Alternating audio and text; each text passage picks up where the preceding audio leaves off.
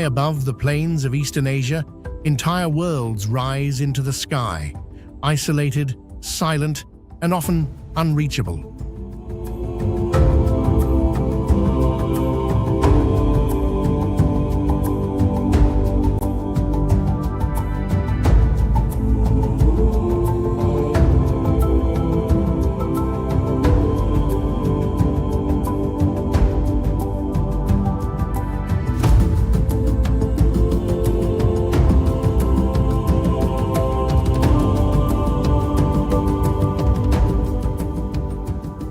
Peaks emerge through layers of cloud, like fragments of another planet.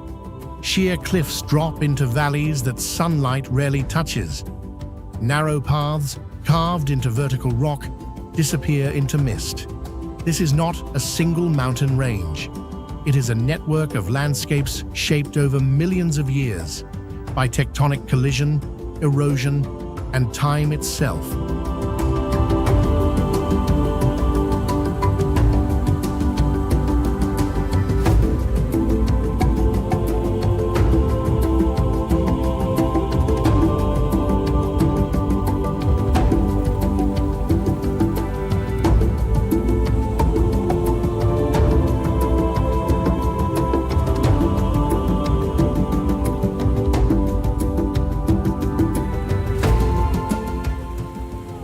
And yet, despite advances in mapping, climbing, and satellite observation, many of these places remain largely untouched.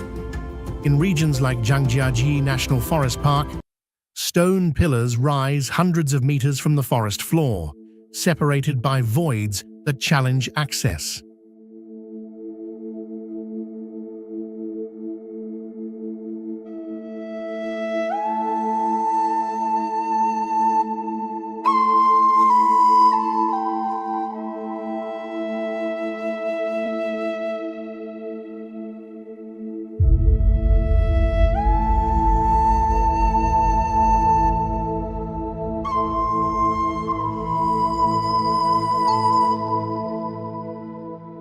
On Mount Hua, a single misstep on a narrow wooden plank can lead to a vertical drop.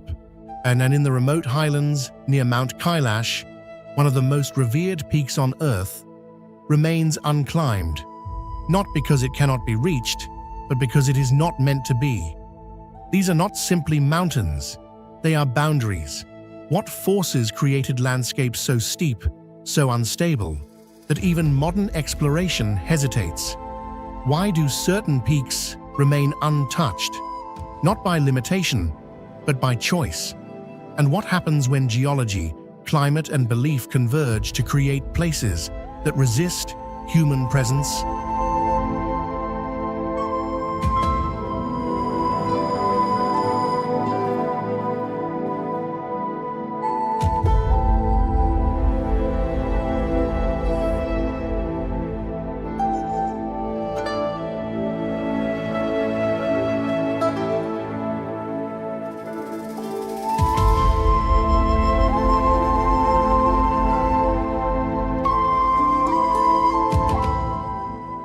To understand these hidden peaks is not just to map their location.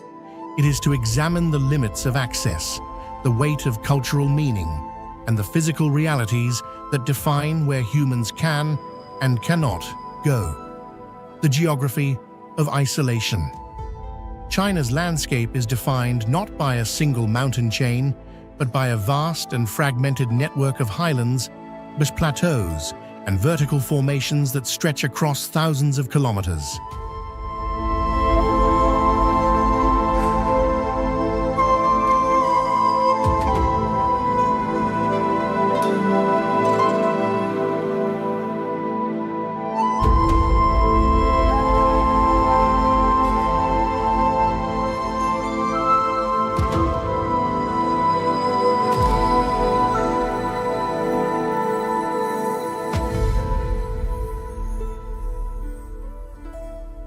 From the eastern plains to the Tibetan Plateau in the west, elevation rises in stages, creating layers of terrain that become progressively more difficult to access. Isolation begins with this structure. Unlike continuous mountain ranges that form predictable corridors, many of China's peaks exist as isolated systems. In regions such as Zhangjiajie National Forest Park, the terrain is not composed of connected ridgelines, but of vertical sandstone pillars separated by deep ravines. These formations create natural barriers that limit horizontal movement.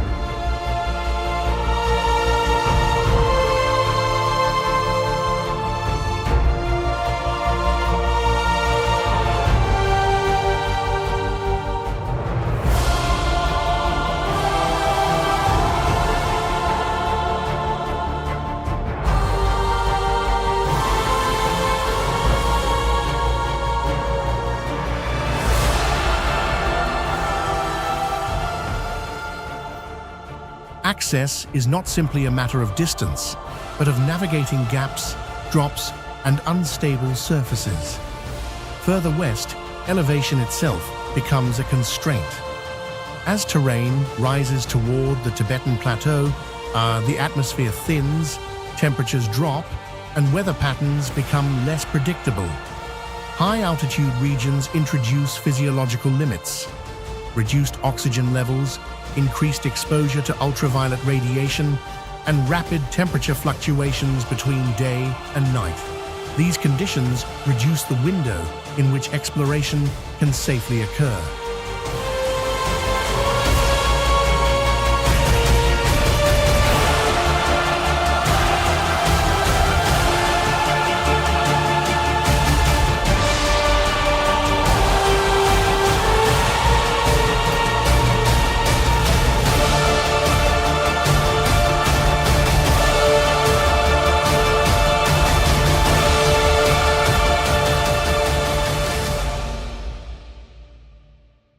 But isolation is not only vertical. In subtropical regions, dense vegetation and complex topography restrict visibility and movement. Mountains such as Jinfo Mountain are characterized by karst landscapes, limestone formations shaped by water erosion over millions of years. Beneath the surface lies an extensive network of caves, sinkholes, and underground channels.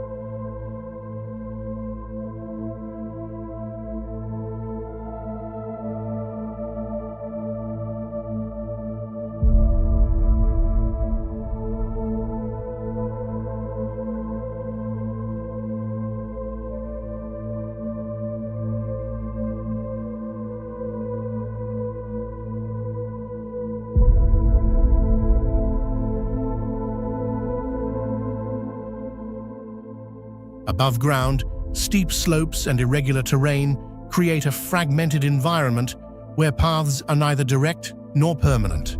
Our climate reinforces these barriers. Moist air masses moving across southern China generate persistent cloud cover in mountainous areas. Peaks are often enveloped in fog, reducing visibility to a few meters.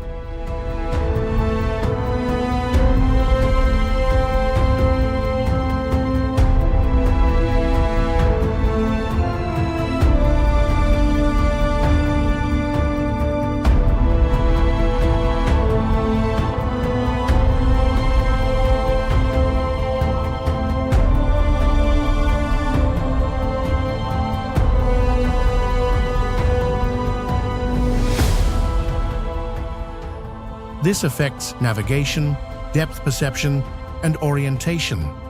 Landmarks disappear. Distances become difficult to judge. Movement slows, not because of physical obstruction alone, but because the environment obscures itself. Seasonal variation adds another layer. Rainfall can transform stable ground into slippery surfaces, increasing the risk of landslides.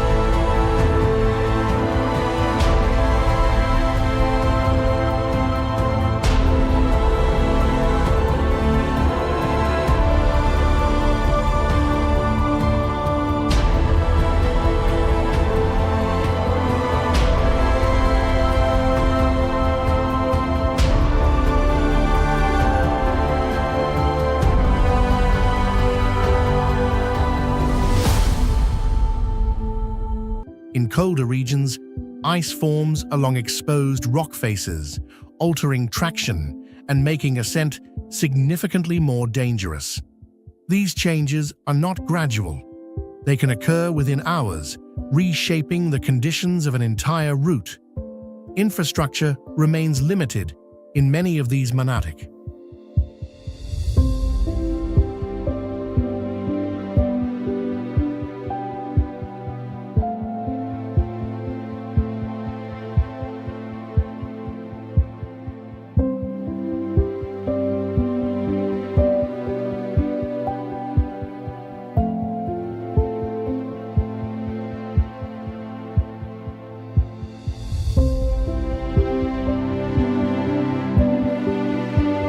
Roads, where they exist, often follow indirect paths dictated by terrain rather than efficiency.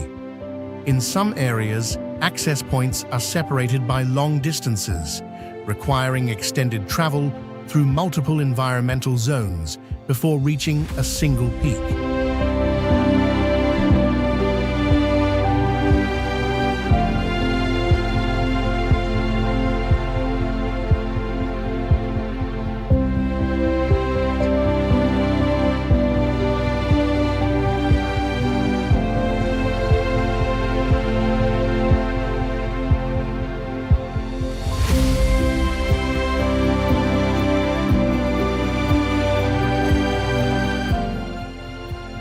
This logistical complexity contributes to the perception and reality of remoteness. The result is a landscape where isolation is multi-layered. It is created by elevation, reinforced by geology, amplified by climate, and sustained by limited access.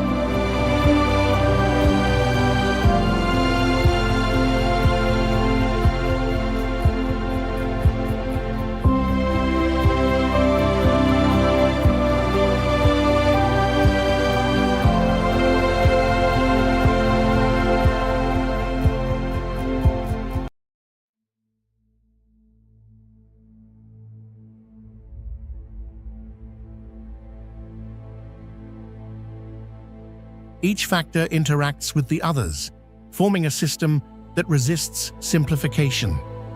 These mountains are not hidden because they are unknown. They are hidden because reaching them requires crossing a sequence of natural barriers, each one narrowing the margin for movement, and each one defining the limits of approach. Mountains formed by collision. The mountains of China are not isolated accidents of terrain.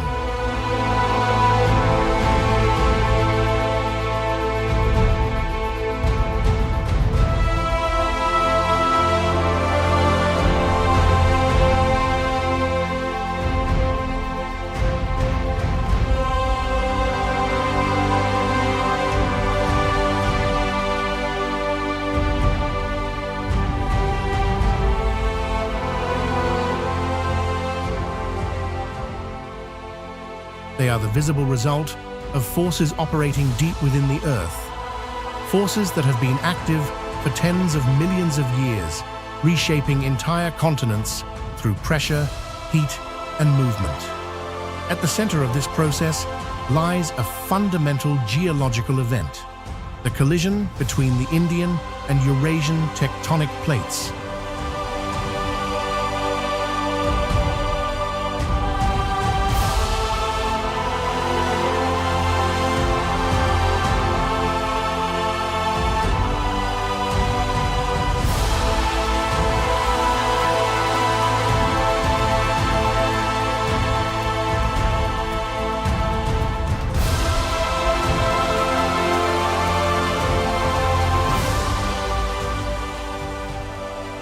Roughly 50 million years ago, the Indian plate began pushing northward into Eurasia. Unlike oceanic plates that sink beneath one another, both of these were continental, thick, buoyant, and resistant to subduction. Instead of sliding beneath, they compressed. The crust folded, fractured, and uplifted, forcing vast sections of land upward.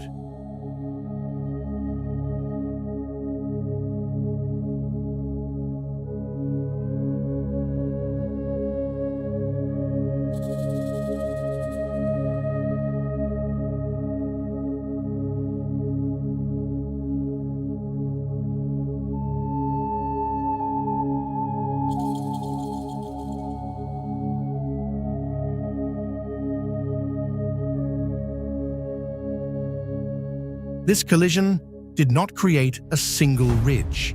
It generated a complex system of deformation extending across much of Asia. While the Himalayas represent the most dramatic outcome, the effects propagate far into the interior of China. Layers of rock were pushed upward, tilted, and exposed to surface conditions, forming the foundation for many of the country's most distinctive mountain systems.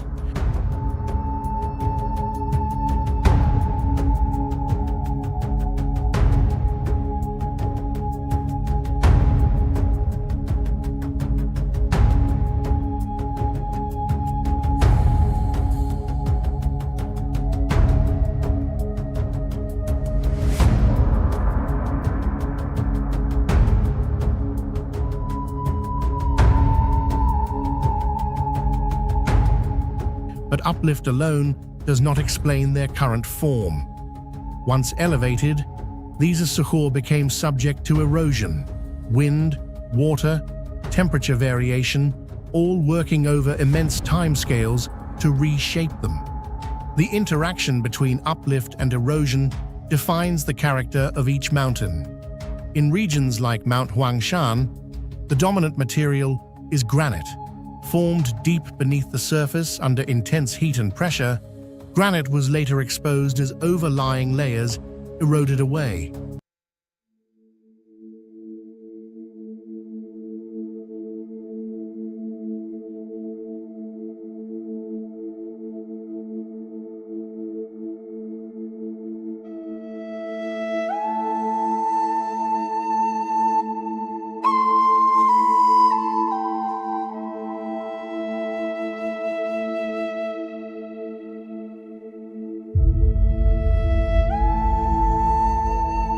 Over time, joints and fractures within the rock allowed water to penetrate, a freezing and expanding during temperature cycles. This process gradually separated blocks of stone, creating steep, isolated peaks and narrow ridges. The result is a landscape of sharp summits, rising above cloud layers, structures that appear sculpted, but are in fact the outcome of repeated physical stress over millions of years.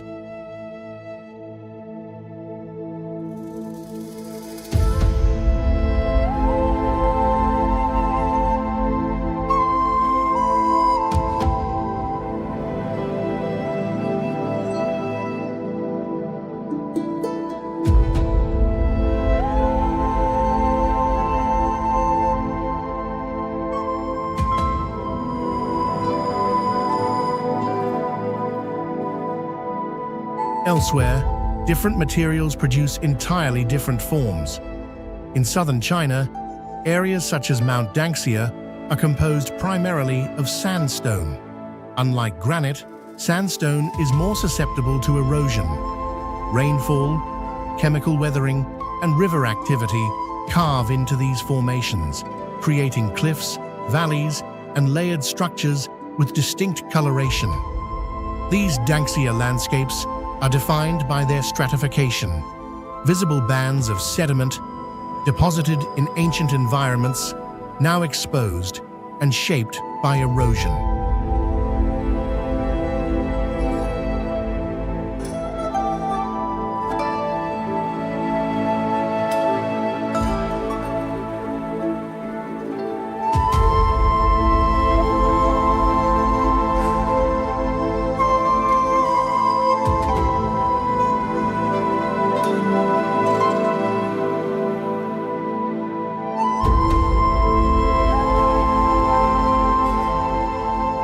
The softer material erodes unevenly, leaving behind steep faces and isolated towers that seem precariously balanced. In other regions, limestone dominates, giving rise to karst systems. Here, water does not simply erode the surface, it dissolves the rock itself. Over time, this creates caves, sinkholes, and underground drainage networks. The surface becomes irregular, fragmented, and structurally complex, as seen in areas like Jinfo Mountain.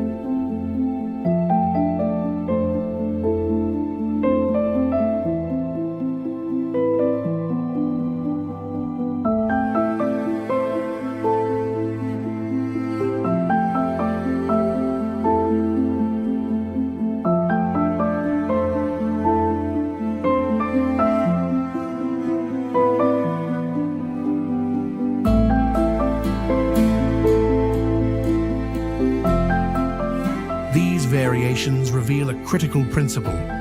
Mountains are not defined solely by height, but by composition. The type of rock, its internal structure, and its response to environmental forces determine how it evolves over time. And evolution is ongoing. Even now, tectonic stress continues to act beneath the surface. While movement may be slow, measured in millimeters per year, it accumulates. The fault lines shift, pressure redistributes. The landscape is never truly static.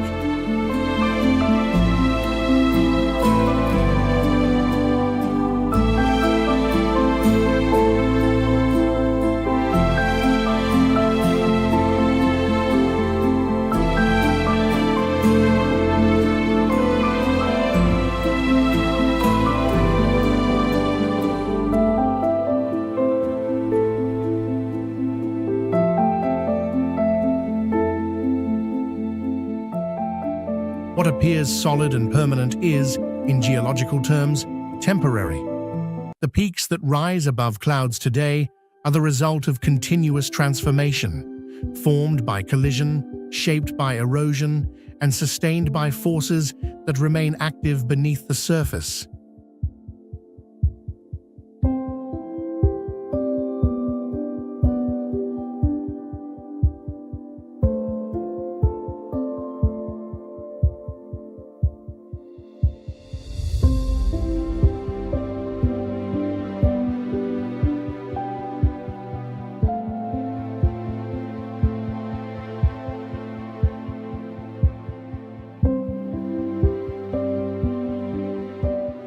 To stand on these mountains is to stand on a process, not a fixed structure. A process that began long before human presence and will continue long after. Vertical worlds, the rise of stone pillars.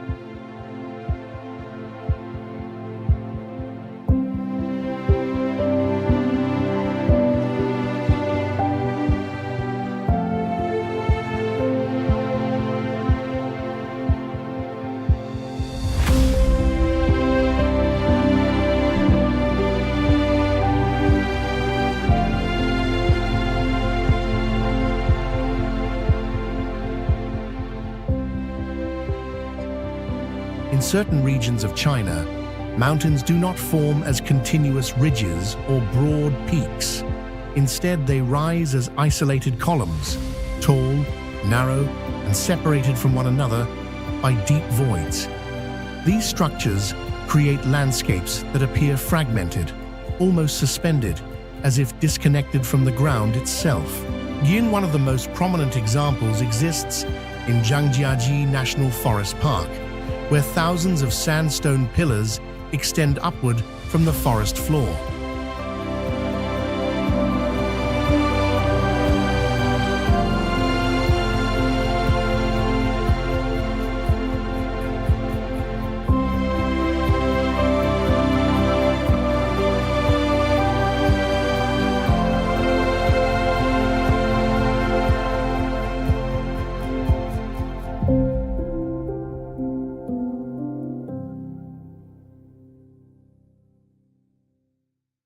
Some reach heights of over 200 meters, with vertical faces and minimal surface area at their summits. Movement between them is not straightforward. Each pillar is separated by steep drops, making lateral access difficult without artificial pathways. The formation of these structures is not sudden. It is the result of long-term erosion acting on sedimentary rock.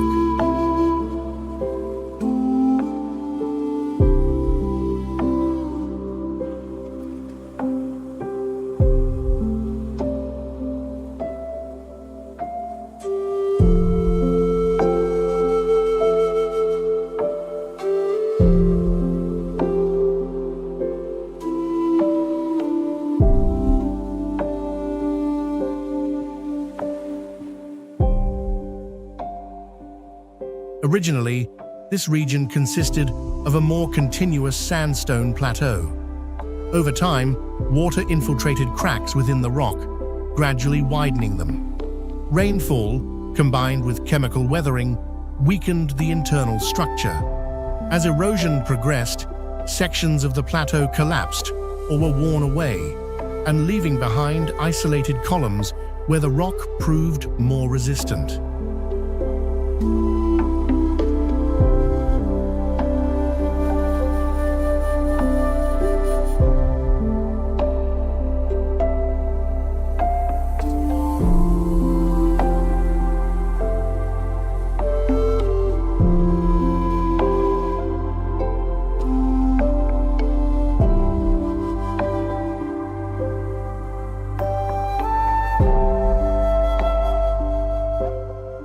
Gravity plays a constant role in this process.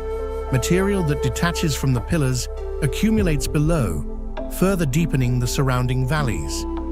The verticality of the landscape increases over time, not because the pillars grow taller, but because the terrain around them lowers.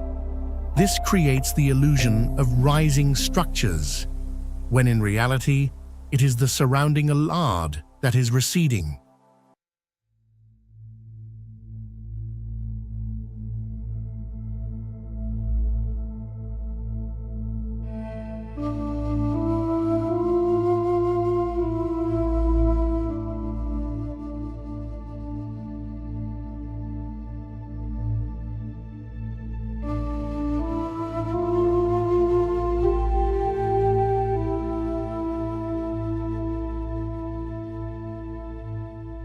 A similar but distinct formation can be observed in Mount Zhangjiajie, where granite, rather than sandstone, defines the landscape.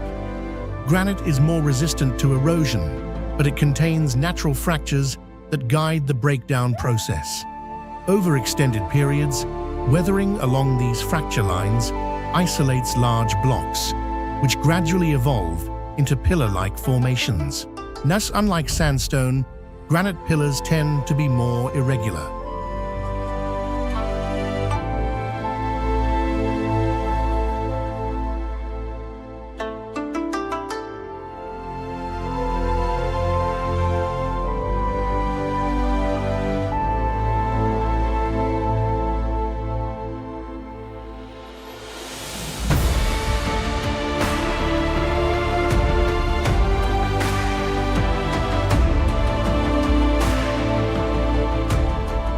Their surfaces are shaped by both mechanical and chemical processes, creating rounded edges, sharp ridges, and complex contours.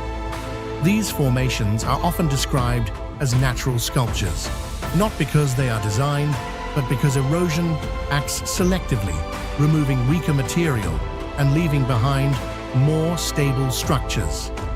Fog and cloud cover enhance the perception of isolation.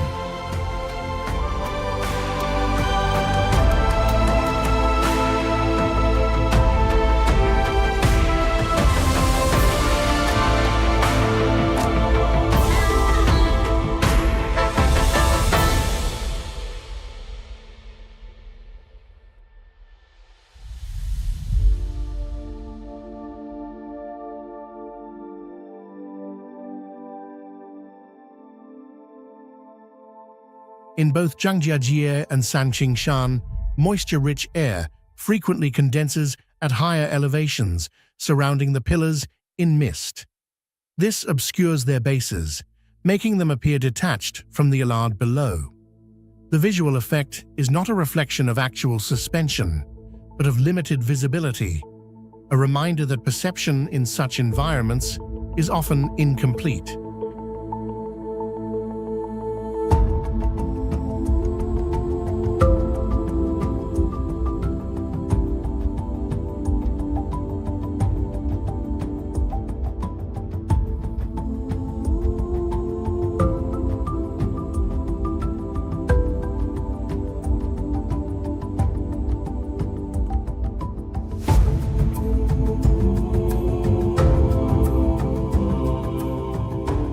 These vertical worlds introduce a unique form of inaccessibility. Unlike traditional mountains, where ascent follows a continuous path, pillar formations disrupt movement. Each structure is effectively isolated, requiring either descent into valleys or the construction of artificial bridges to connect them.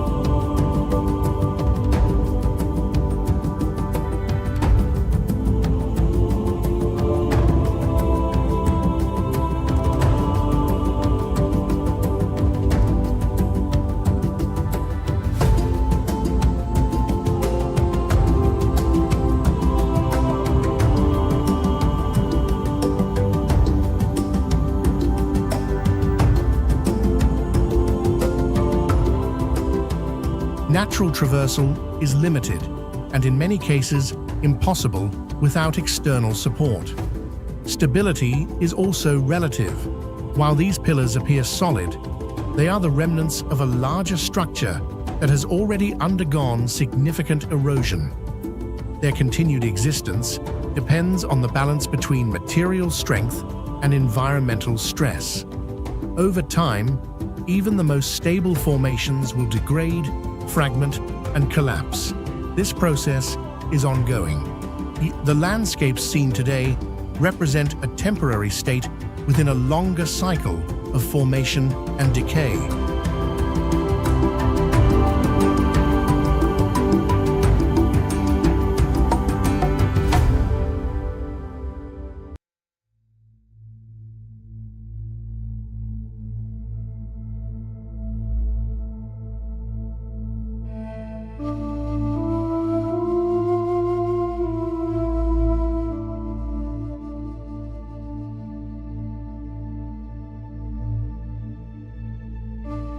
What stands now will eventually be reduced, replaced by new forms shaped by the same forces.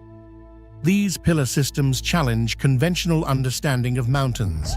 They are not continuous, not easily navigable, and not permanently stable.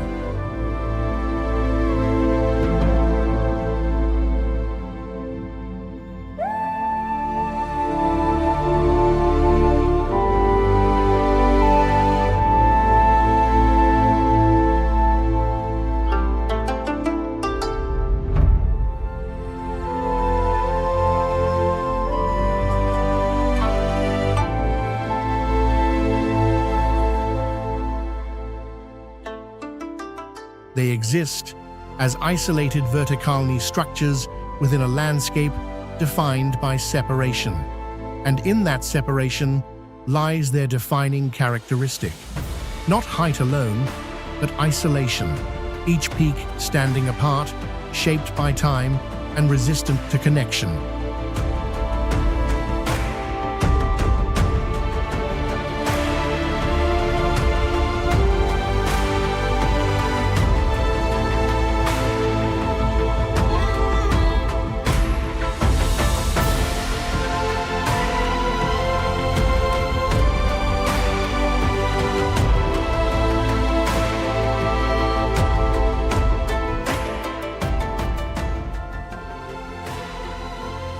The illusion of stability. At high elevation, perception becomes unreliable. Mountains are often associated with permanence, solid rock, fixed horizons, and clearly defined boundaries.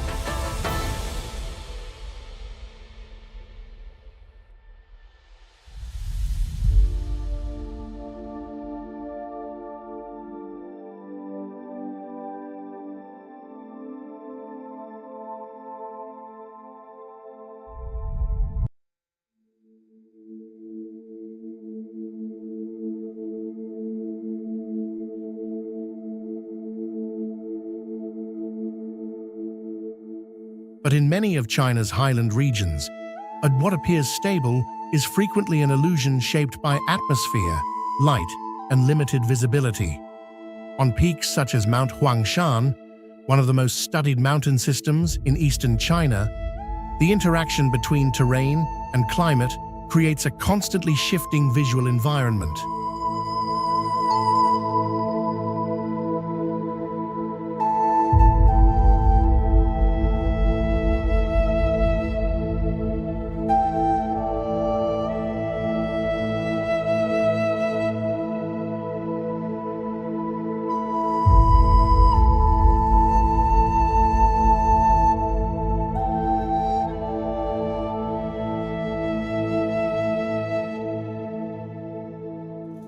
Granite spires rise sharply from the ground, but their true scale is often obscured by dense cloud layers that form at mid-elevation. This phenomenon, commonly referred to as a sea of clouds, is not static. Warm, moist air rises from lower elevations and cools as it encounters the mountain slopes.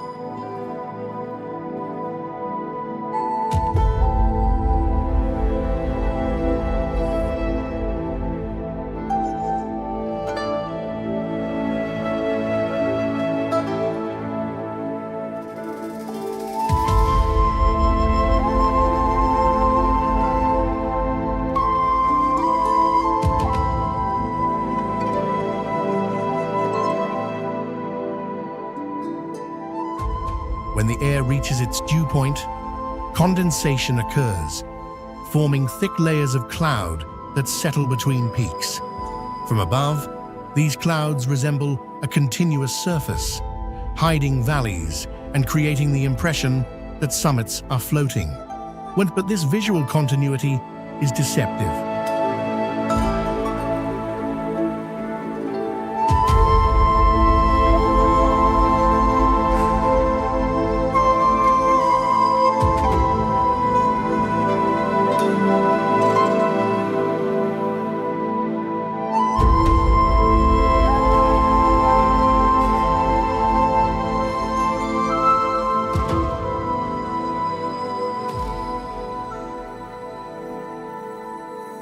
Beneath the cloud layer lie steep drops, fractured terrain, and uneven ground. Without clear visibility, depth perception becomes compromised. Distances are difficult to judge. A nearby ridge may be separated by a deep ravine, invisible beneath the cloud cover. Movement in such conditions requires reliance on memory, instruments, or fixed pathways, rather than direct observation.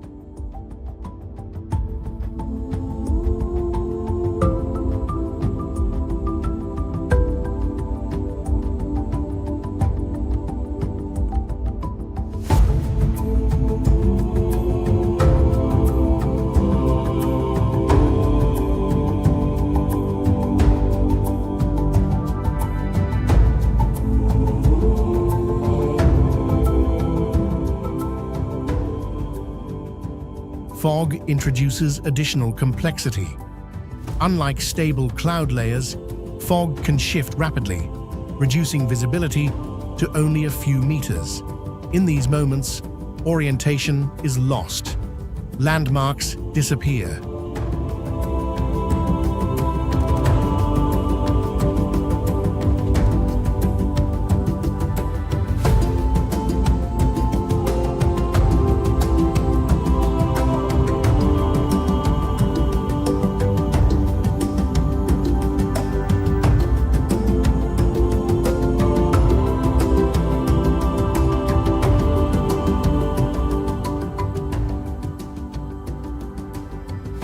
The human brain, dependent on visual reference points, struggles to maintain spatial awareness. This increases the risk of missteps, particularly along narrow trails or exposed edges.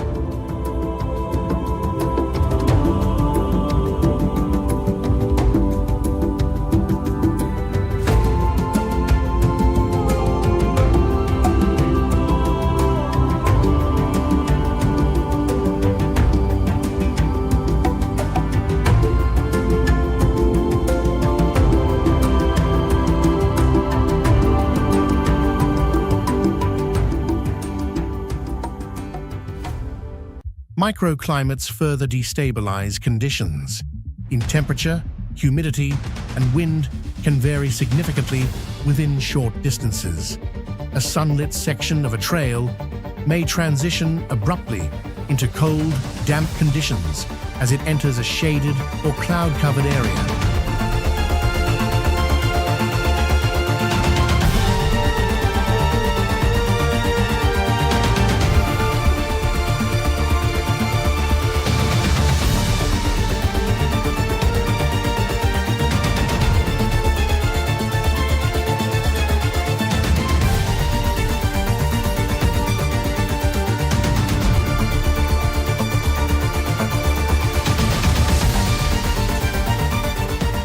These shifts affect not only comfort, but surface conditions.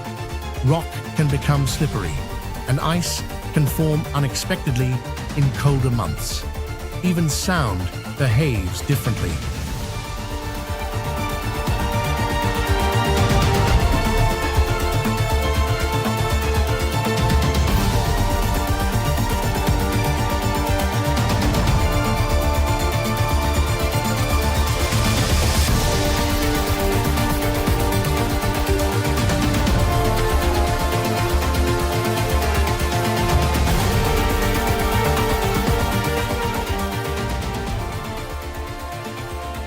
Dense fog and irregular terrain can distort the direction and intensity of sound waves. Echoes may appear closer or farther than they are, complicating communication and further disorienting those navigating the environment.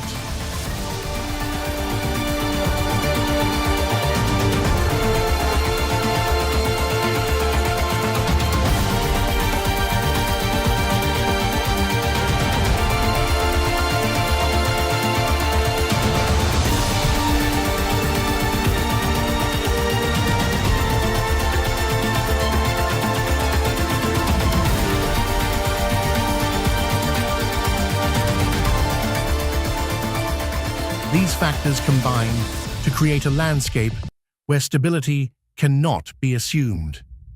The ground may be solid, but the information available to interpret it is incomplete. Vision is obscured. Distances are uncertain. Yes, environmental conditions change without clear warning.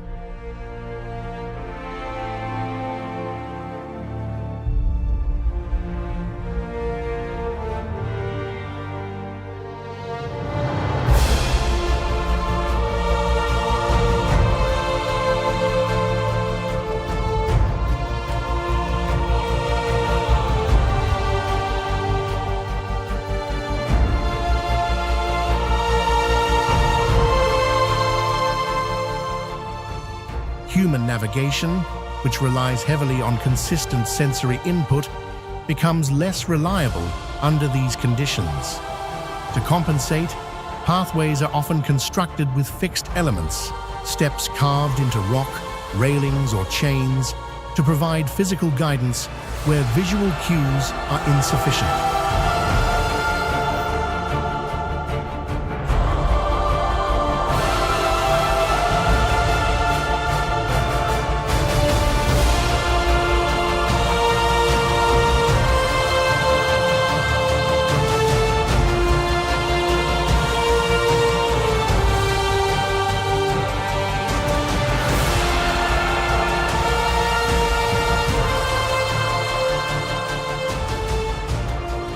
These structures do not eliminate risk, but they reduce dependence on perception alone.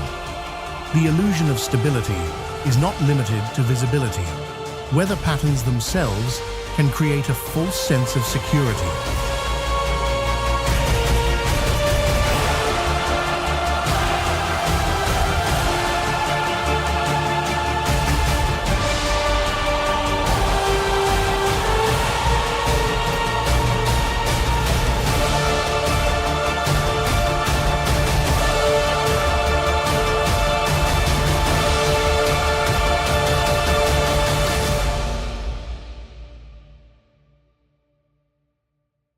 Clear skies may persist for hours before rapidly giving way to cloud cover, wind, or precipitation. Without warning, conditions shift, altering the difficulty and danger of a route.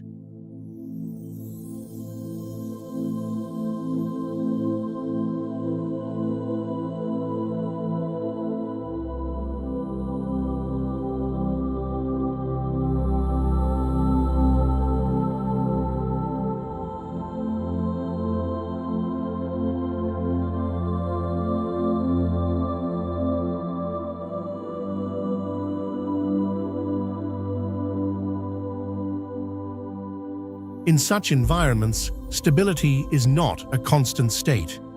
It is a temporary alignment of conditions, visibility, our weather, and terrain, existing within a system that is inherently variable.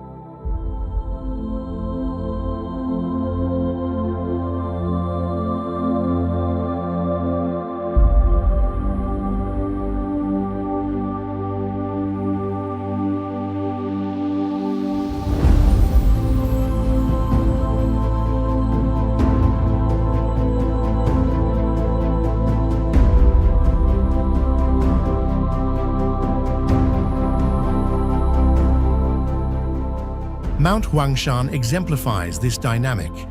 It is not only a geological structure, but an atmospheric system where air, moisture, and temperature interact continuously with the landscape.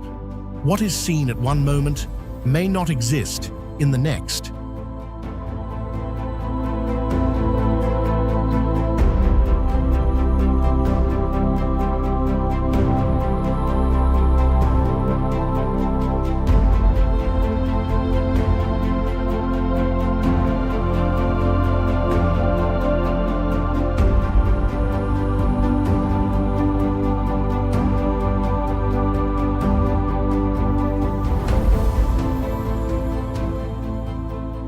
And in that uncertainty lies the challenge. Because in these mountains, the greatest obstacle is not always the terrain itself, it is the perception of it. Sacred peaks and cultural boundaries. Not all barriers are physical.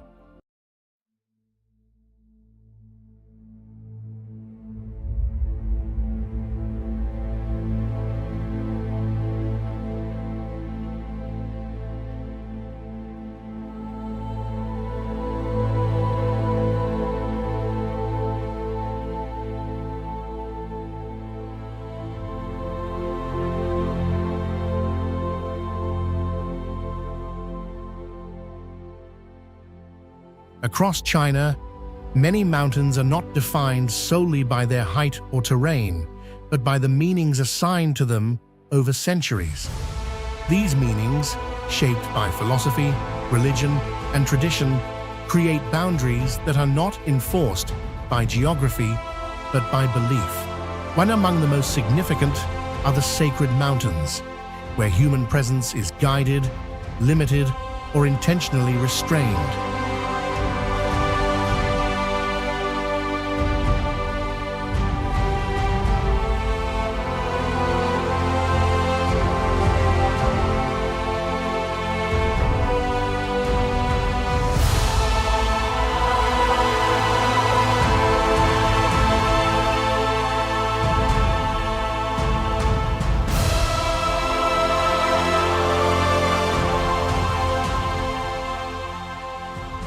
One such example is Mount Tai, long regarded as one of the most important peaks in Chinese history. For over 2,000 years, emperors traveled to its summit to perform rituals associated with cosmic order and legitimacy. The mountain was not simply climbed, it was approached with ceremony.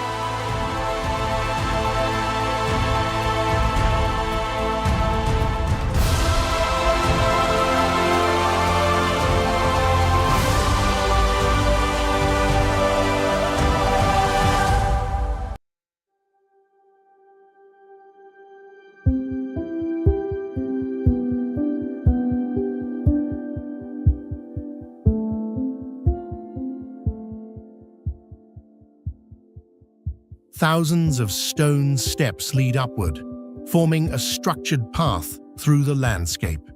This path reflects a key principle. Access is permitted, but controlled.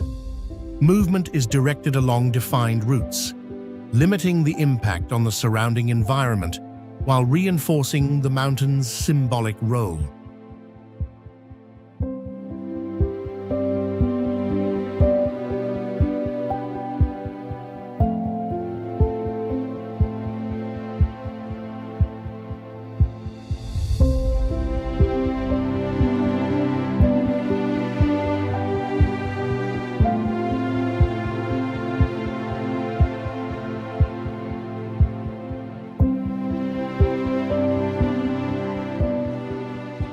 The ascent becomes less about reaching a physical point and more about participating in a process shaped by tradition, and a different but equally significant model exists on Mount Imei.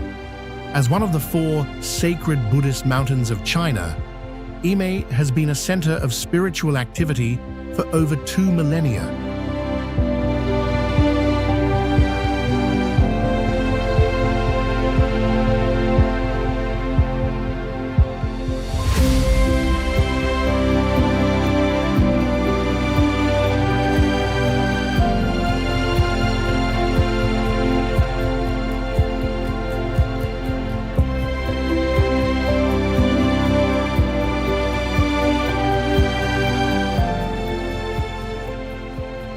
Monasteries and temples are distributed along its slopes, often positioned in areas where natural features, cliffs, forests, and viewpoints enhance their isolation.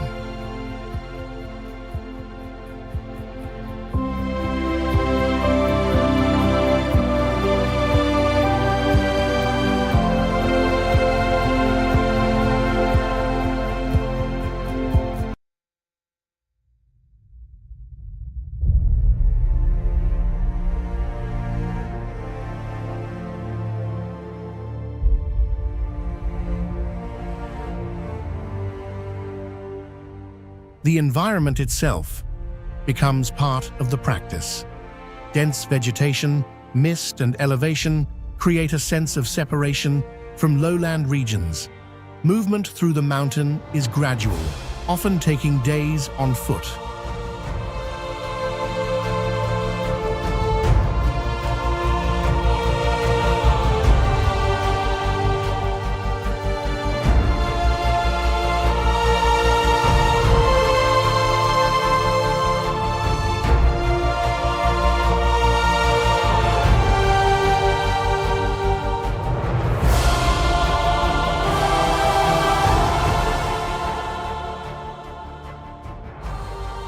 This extended approach reinforces the transition from ordinary space to a controlled, contemplative environment. Human activity is present, but it is regulated. Construction is limited to specific zones. Natural features are preserved where possible.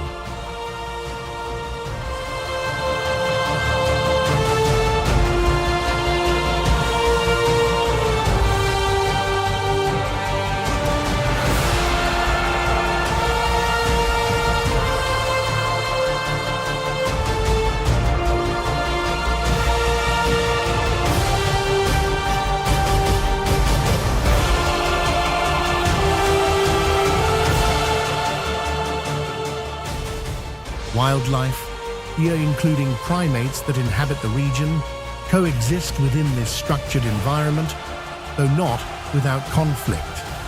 The balance between access and preservation remains dynamic, requiring ongoing management.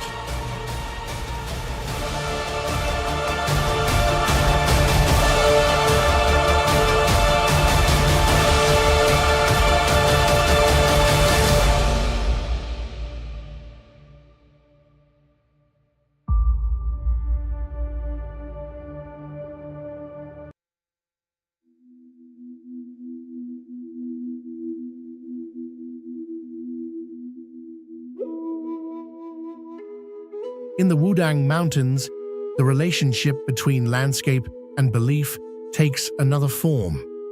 These mountains are closely associated with Taoism, a philosophy that emphasizes harmony with natural systems. Temples are often built along ridgelines or cliff edges, integrated into the terrain, rather than imposed upon it.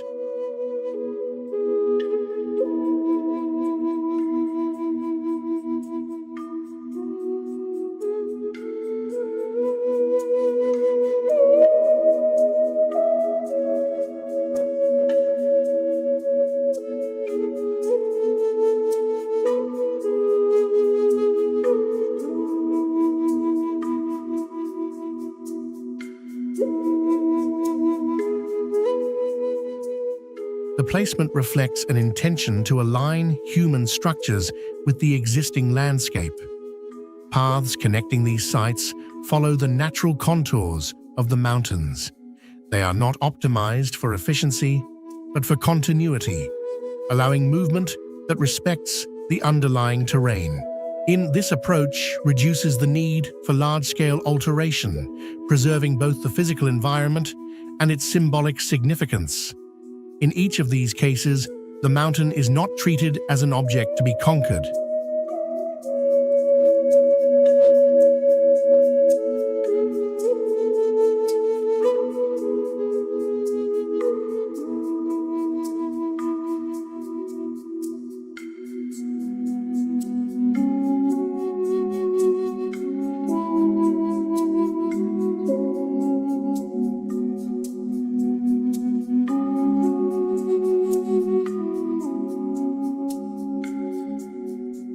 It is regarded as a system to be engaged with carefully. This perspective introduces a different kind of limitation. Even where physical access is possible, cultural frameworks define what is acceptable. Certain areas may remain off-limits. Activities may be restricted. The concept of reaching a summit may be secondary to the manner in which it is approached, or whether it should be approached at all.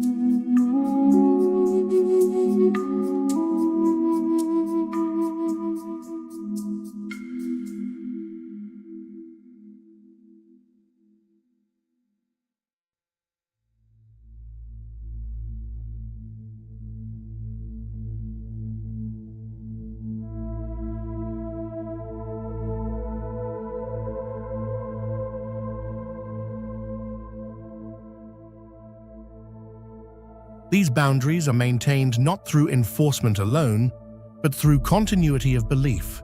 Generations pass down the understanding that certain places hold value beyond their physical form.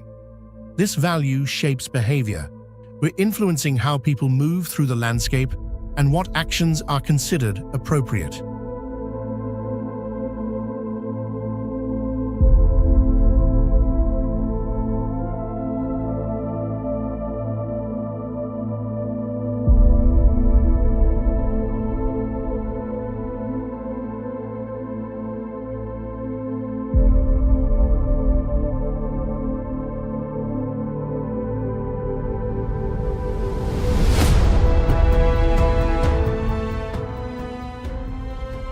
In this context, inaccessibility is not always a result of danger or difficulty.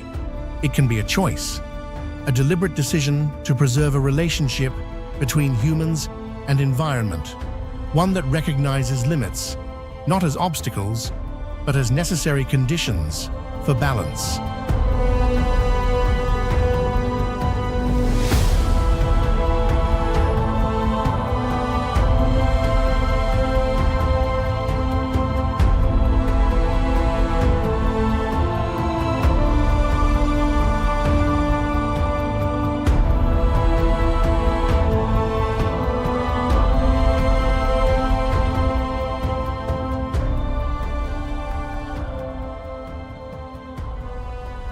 And in doing so, these sacred peaks remain partially untouched, not because they cannot be reached, but because they are not meant to be approached without restraint.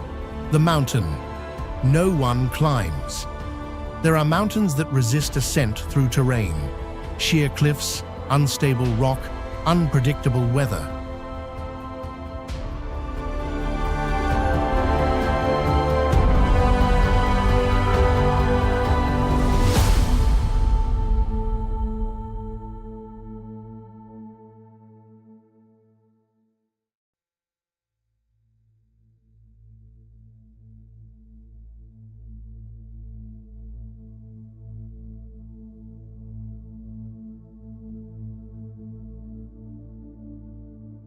And then there are mountains that remain unclimbed for a different reason entirely. In the remote western reaches of the Tibetan Plateau stands Mount Kailash, rising over 6,600 meters above sea level. Its slopes are not the highest, nor the most technically difficult when compared to other peaks in the region.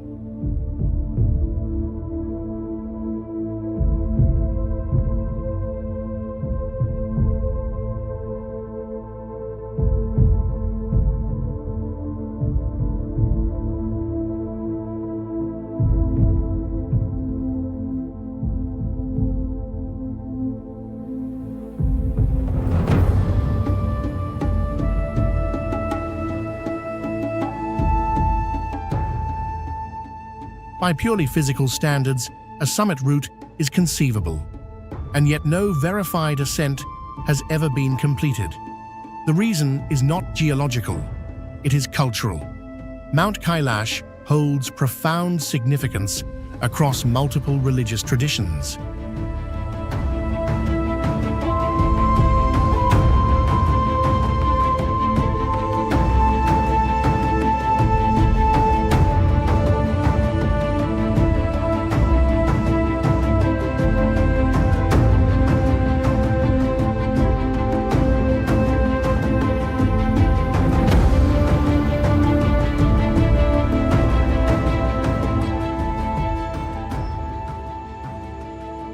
In Hinduism, it is considered the abode of Lord Shiva.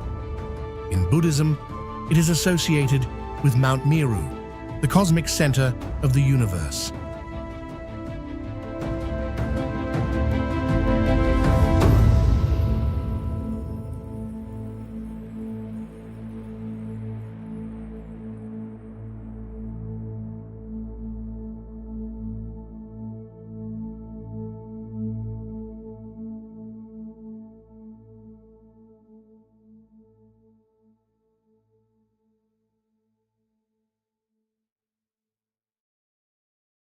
In Jainism and Bon traditions, it carries its own sacred interpretations. Across these systems, the mountain is not merely a natural formation, it is a spiritual axis. Climbing it is not forbidden by physical law, but by collective understanding. Unlike other peaks where summiting represents achievement, and here it would represent violation.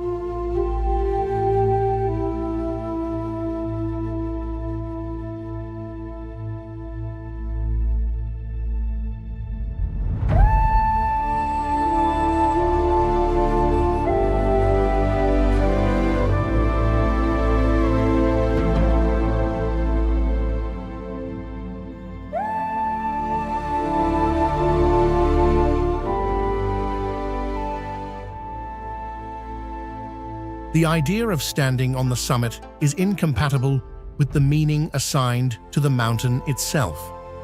As a result, access is redefined.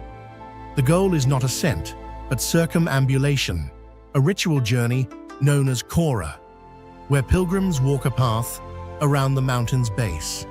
This route spans approximately 52 kilometers, crossing high-altitude terrain and mountain passes.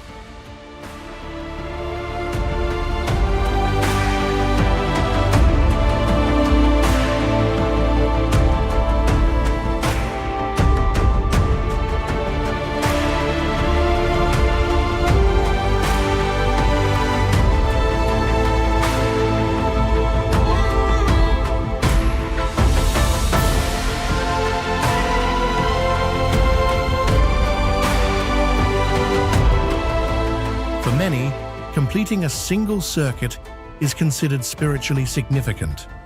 Some undertake multiple circuits, while others perform the journey through full-body prostrations, advancing only a few meters at a time. The process is physically demanding, but its purpose is not conquest, it is devotion. The environment reinforces the mountain's isolation.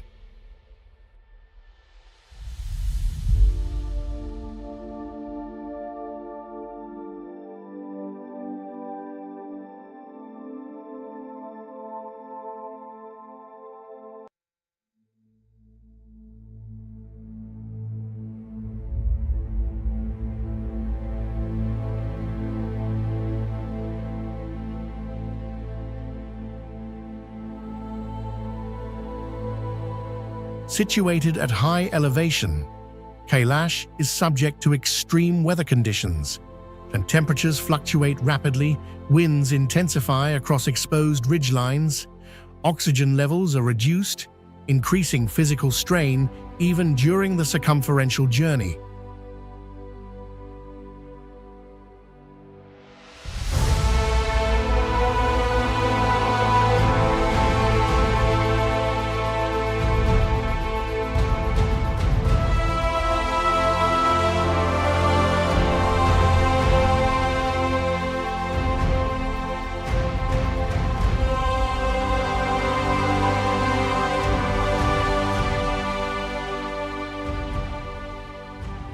These factors limit access, but they are not the primary barrier.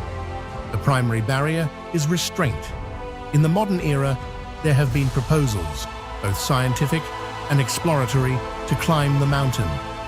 These have been consistently declined or withdrawn, often in response to cultural and religious concerns. Even in a time where most of the world's major peaks have been summited,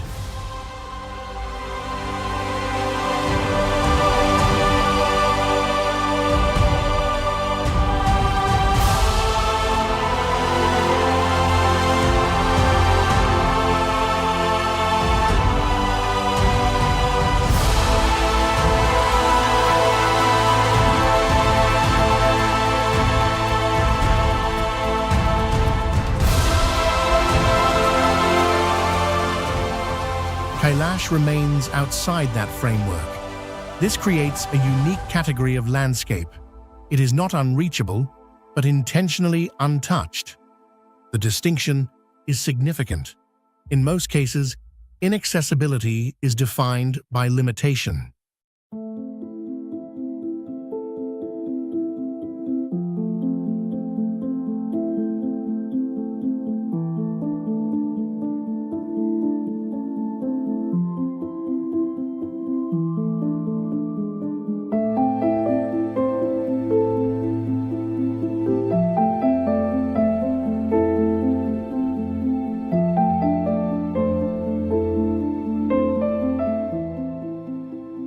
What cannot be done due to physical constraints.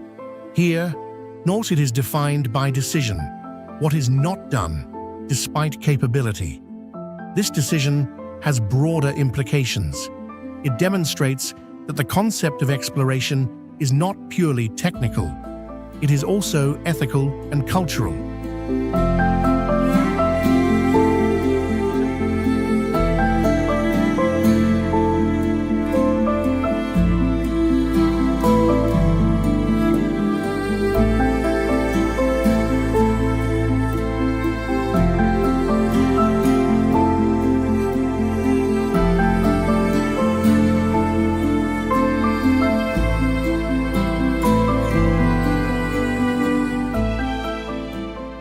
The ability to reach a place does not necessarily justify doing so. In certain contexts, restraint becomes part of the relationship between humans and environment. Mount Kailash embodies this principle. Its slopes remain unmarked by climbing routes. Its summit remains unseen from human perspective. And yet, it is not isolated from human presence. Thousands visit its base each year, engaging with it in a manner that aligns with its significance.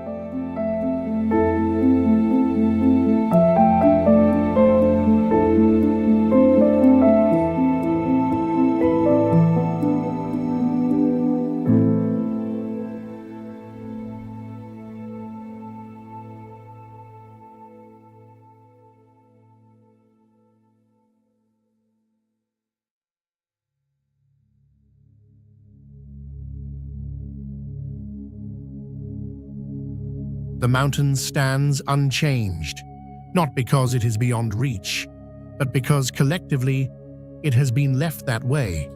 And in that decision, it represents a boundary, one defined not by nature alone, but by the limits people choose to observe, paths on the edge.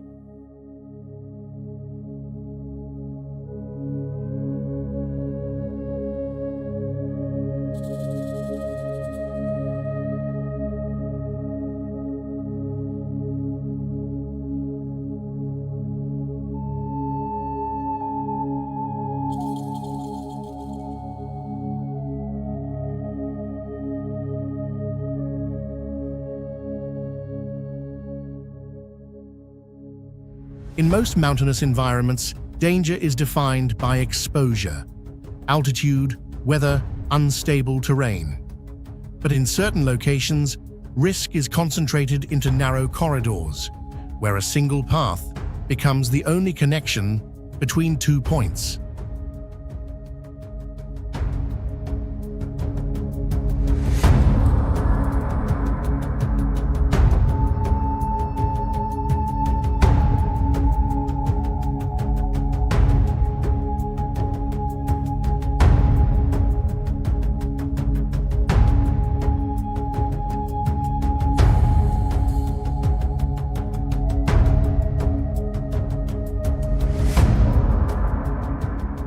These paths are not gradual ascents.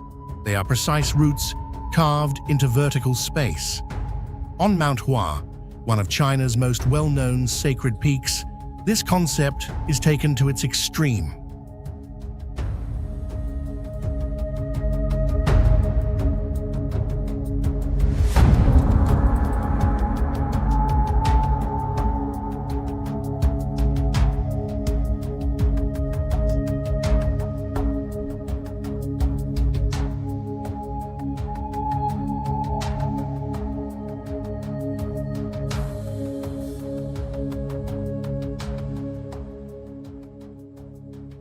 The mountain rises sharply from the surrounding landscape, its granite faces forming near vertical walls. Unlike broader pivot systems where multiple routes may exist, Mount Hua compresses movement into a limited number of pathways, some of which are only a few centimeters wide. Among these is the plank walk.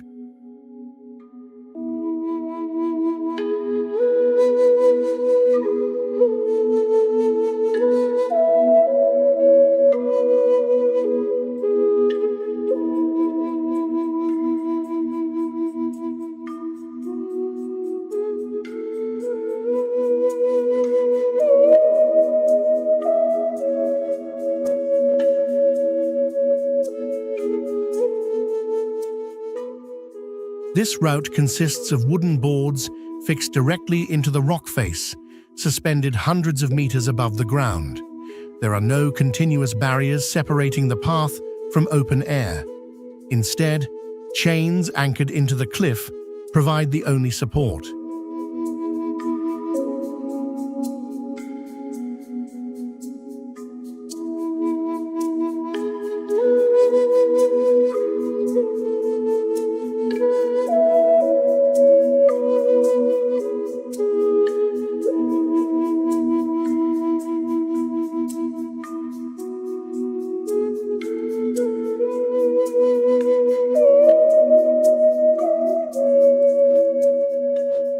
This route consists of wooden boards fixed directly into the rock face, suspended hundreds of meters above the ground.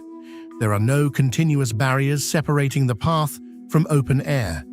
Instead, chains anchored into the cliff provide the only support.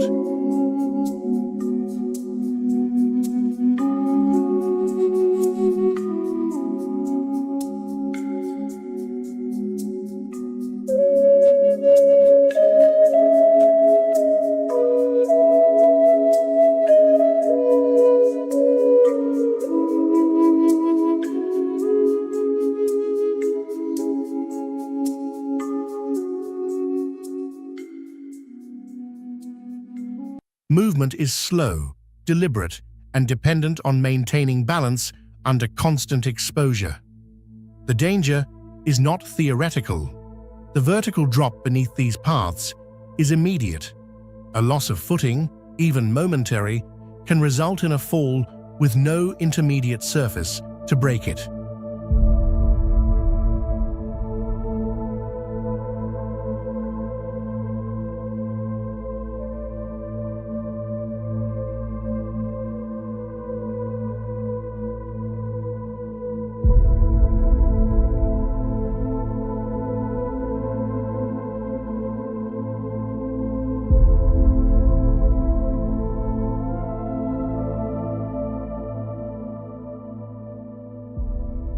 Weather conditions, wind, moisture, temperature, can further reduce stability, affecting both the surface of the path and the grip on support chains.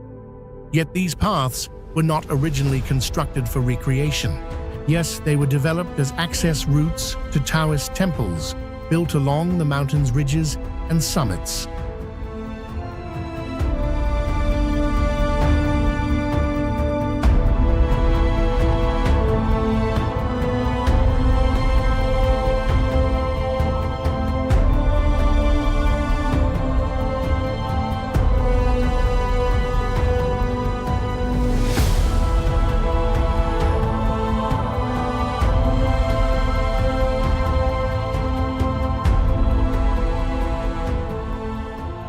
placement of these structures reflects a deliberate choice to situate places of contemplation in locations that require effort and risk to reach. The journey itself becomes part of the experience, reinforcing focus and intention.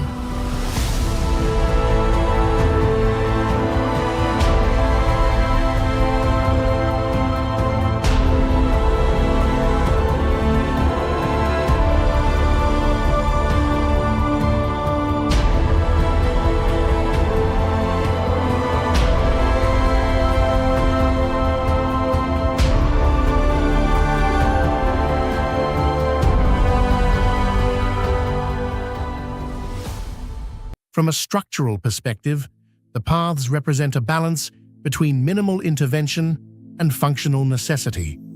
Rather than reshaping the mountain, the routes adapt to its existing form.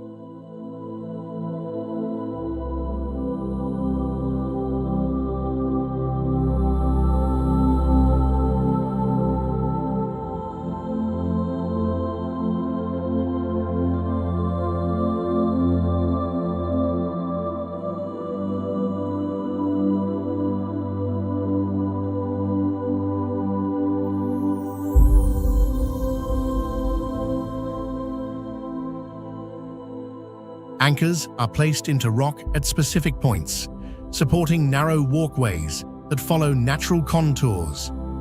This approach preserves the underlying geology, but it also limits redundancy. There are few alternative routes. Movement is constrained to the available path.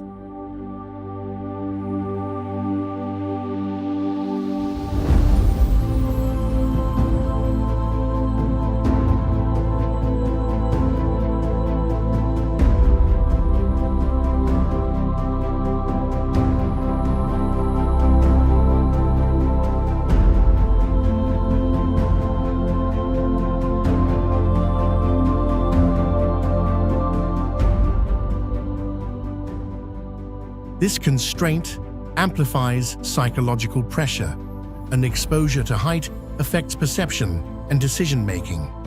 The human brain is not adapted to sustained movement along vertical edges. Visual cues, depth, distance, motion, become intensified, increasing stress and reducing margin for error.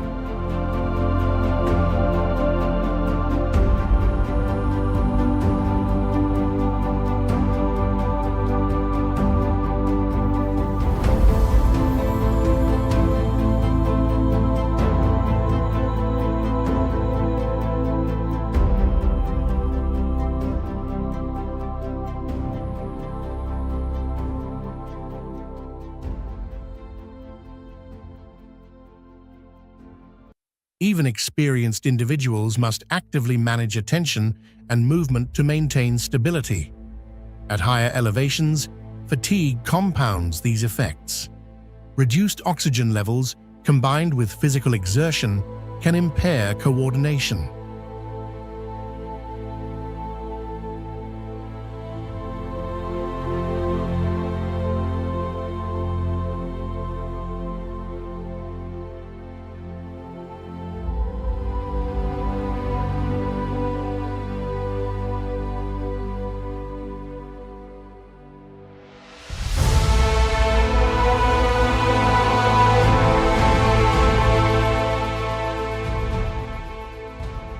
Hands gripping chains, feet placed on narrow surfaces, each movement requires precision. Over time, small errors become more likely, not due to lack of skill, but due to cumulative strain. Despite these risks, controlled access is maintained.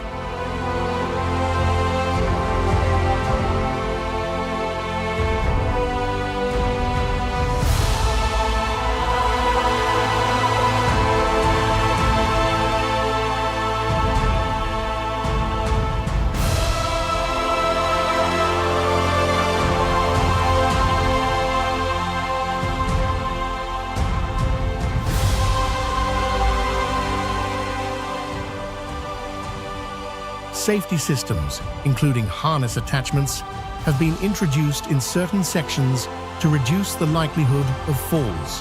However, these measures do not eliminate exposure. They mitigate consequences, but the underlying environment remains unchanged.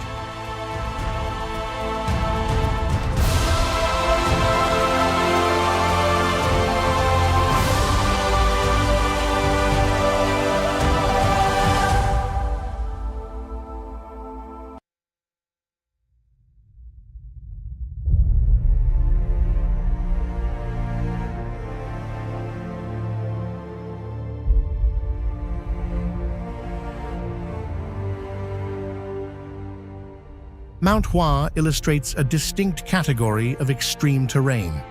It is not defined by remoteness or inaccessibility in the traditional sense. The mountain is reachable, the paths are known, but the conditions of movement, narrow, exposed, and continuous, create a different kind of barrier.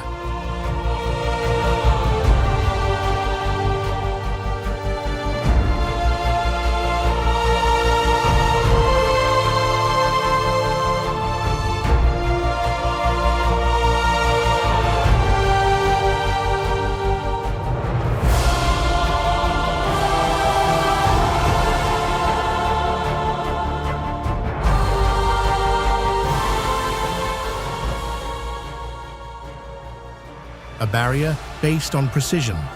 Each step must be placed correctly. Each handhold must be secure. There is no space for deviation, no margin for distraction. The environment demands full attention, sustained over the entire route. In this context, danger is not a single event.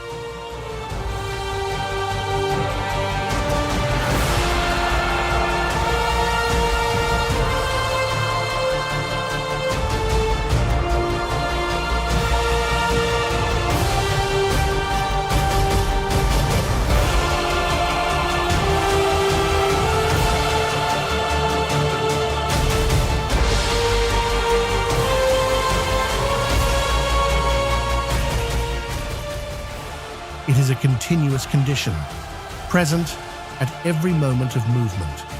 And in navigating these paths, the boundary between access and risk becomes indistinguishable.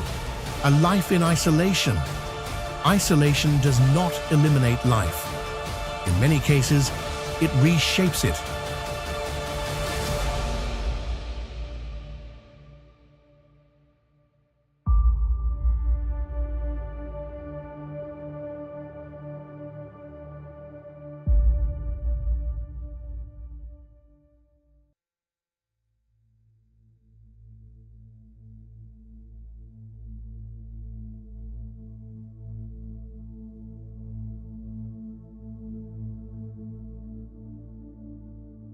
Across China's hidden peaks, ecosystems have developed under conditions of separation, cut off by elevation, terrain, and climate. These environments do not support large, continuous populations. Instead, they sustain specialized forms of life adapted to narrow ecological niches, where survival depends on precision rather than abundance. In regions such as Jinfo Mountain, isolation is driven by both geography and geology.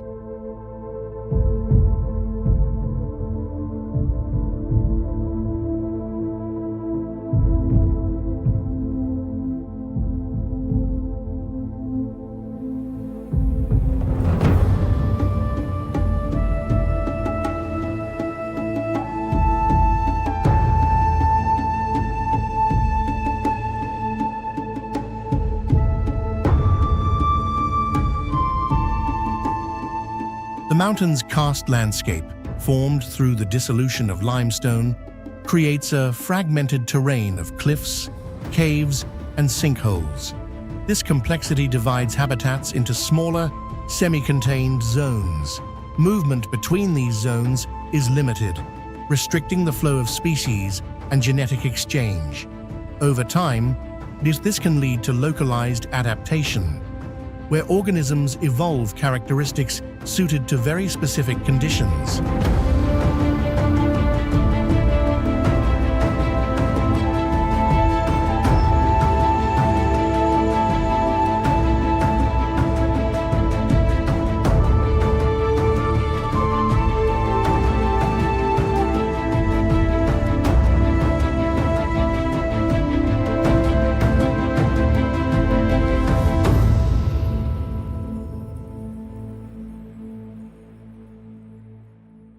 Vegetation reflects this pattern. Dense forests cover much of the mountain, but their composition varies with elevation and exposure.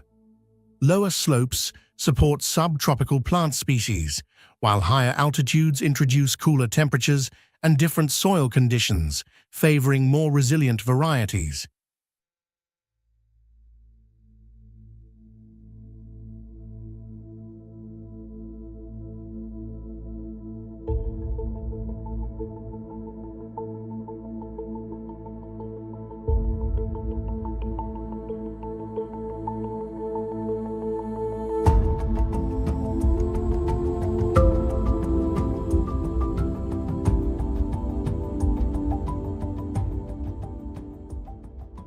The result is a vertical layering of ecosystems, each with its own structure and biodiversity.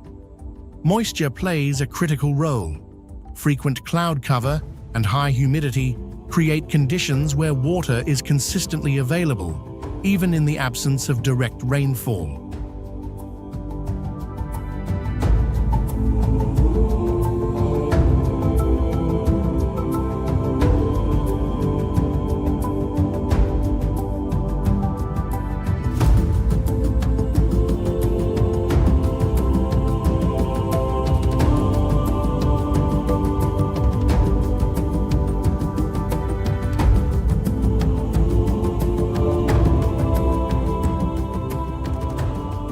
The result is a vertical layering of ecosystems, each with its own structure and biodiversity.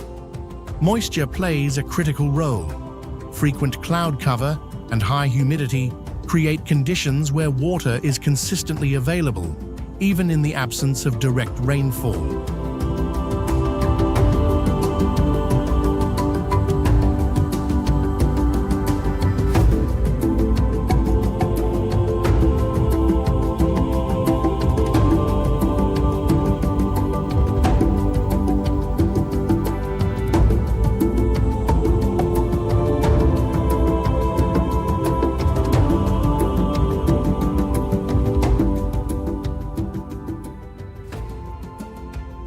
Mosses, ferns, and epiphytic plants, species that grow on other plants rather than in soil, thrive in these environments. They capture moisture from the air, reducing dependence on groundwater sources.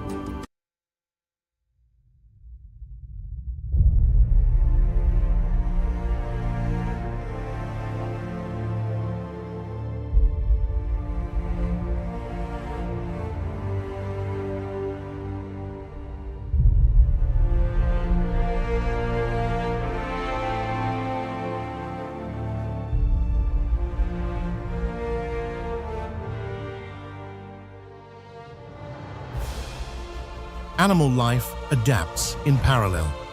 Limited access and fragmented habitats reduce competition from larger predators, allowing smaller species to occupy specialized roles.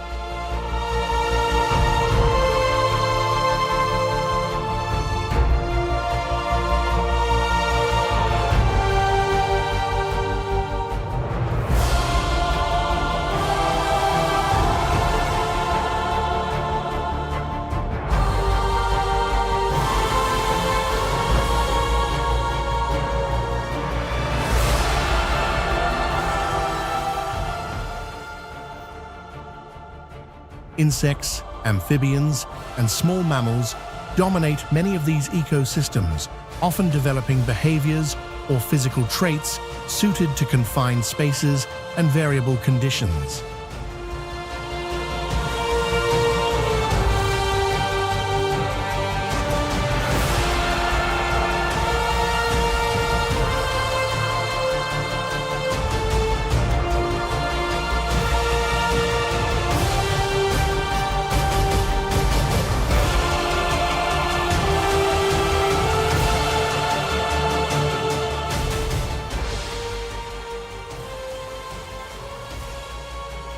However, isolation introduces constraints. Food resources are not evenly distributed. Seasonal changes can alter availability, requiring species to adjust movement patterns or metabolic activity.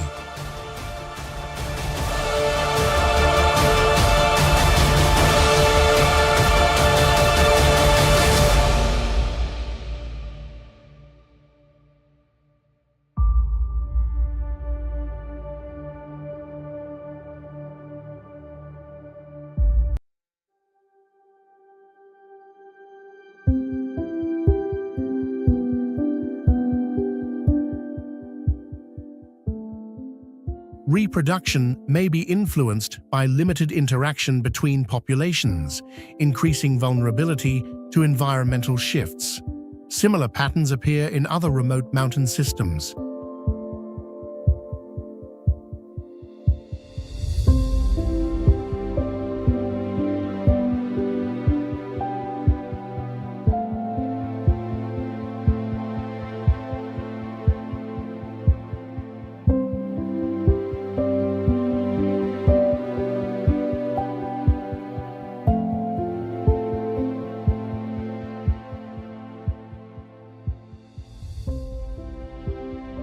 In areas with granite formations, such as Mount Kailash, and vegetation clings to narrow ledges and thin soil layers.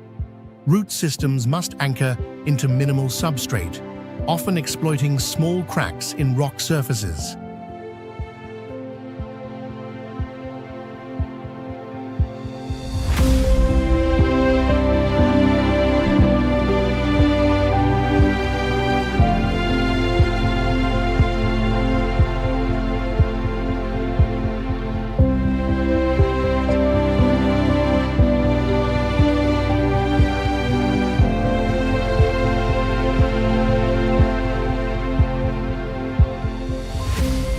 Growth is slower, but highly adapted to stability under harsh conditions.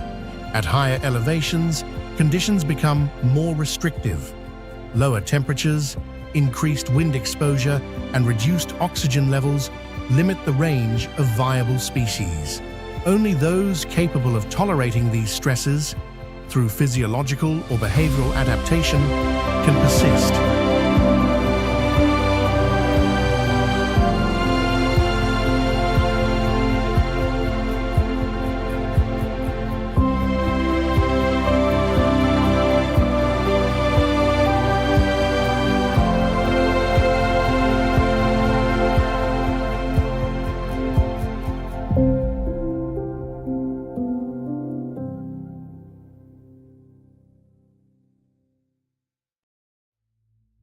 The ecosystem becomes less diverse, but more specialized. Isolation also provides a form of protection. Difficult access reduces human interference, allowing these ecosystems to develop with minimal external disruption.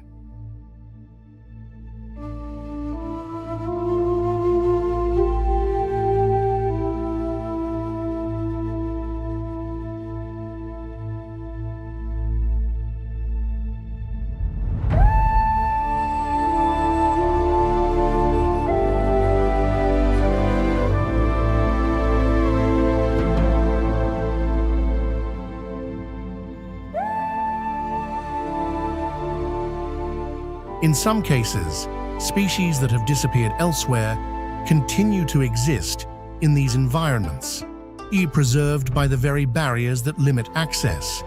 But this protection is not absolute. Environmental changes, temperature shifts, altered precipitation patterns can affect these systems rapidly.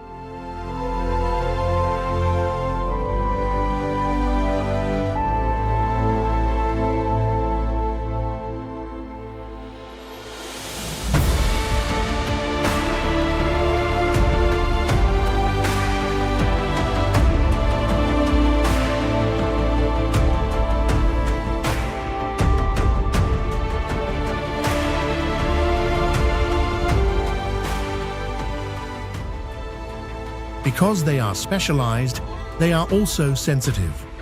Small changes in conditions can have disproportionate effects, disrupting the balance that sustains them. These mountain ecosystems operate at the edge of viability.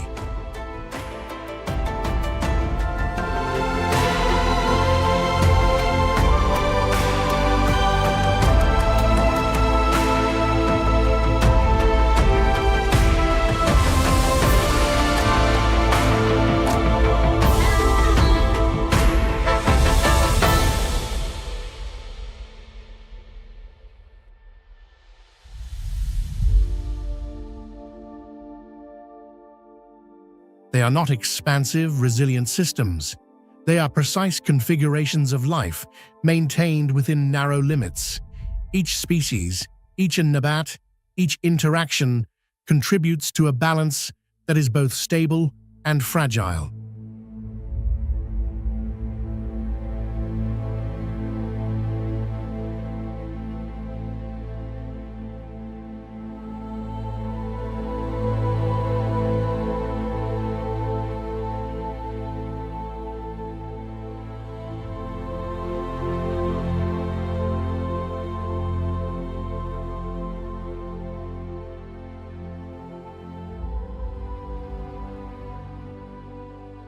In isolation, life does not expand freely.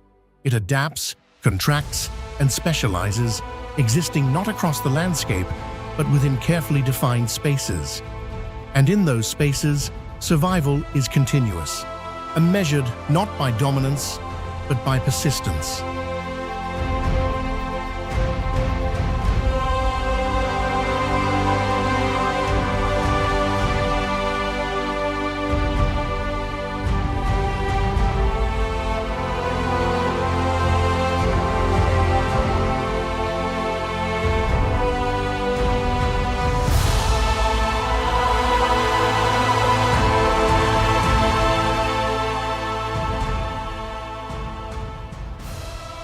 Hidden systems beneath the surface. What is visible on a mountain is only part of its structure. Beneath the cliffs, pillars, and ridgelines lies a secondary landscape, one that is largely hidden, yet fundamental to the stability and evolution of the terrain above.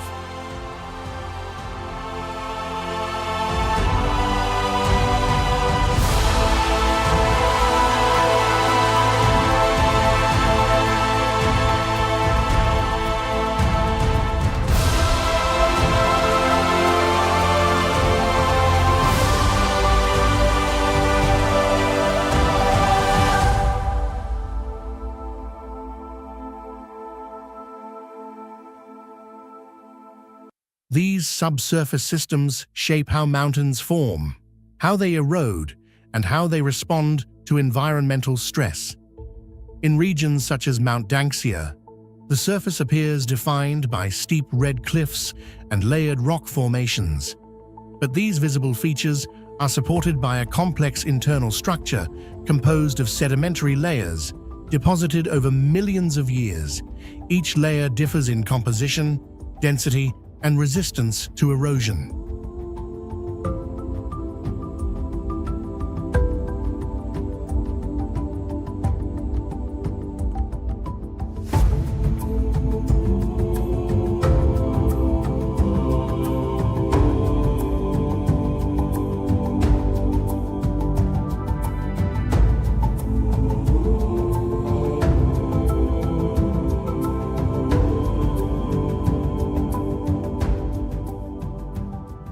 Water infiltrates these layers through fractures and porous zones, and gradually weakening the rock from within. Chemical weathering alters mineral composition, reducing structural integrity. Over time, internal cavities can develop.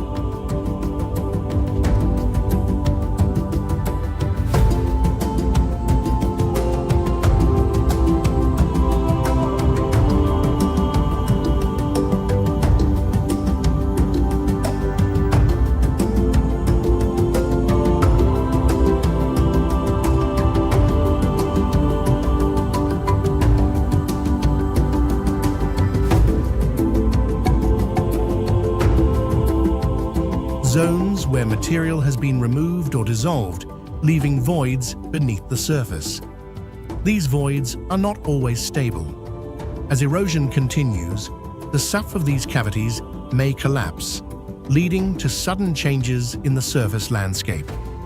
Cliffs can fracture, overhangs may detach, entire sections of terrain can shift without visible warning signs.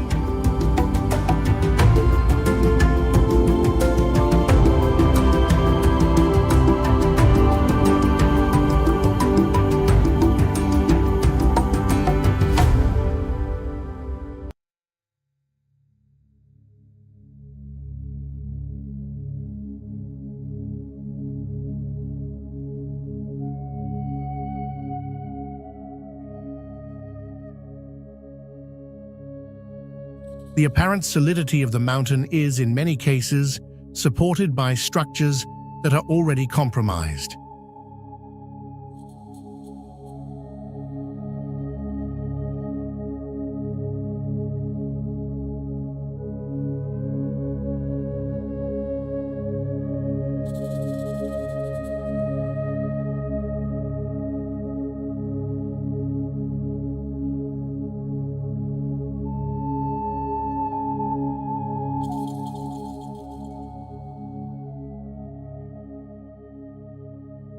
Karst systems represent an even more pronounced example.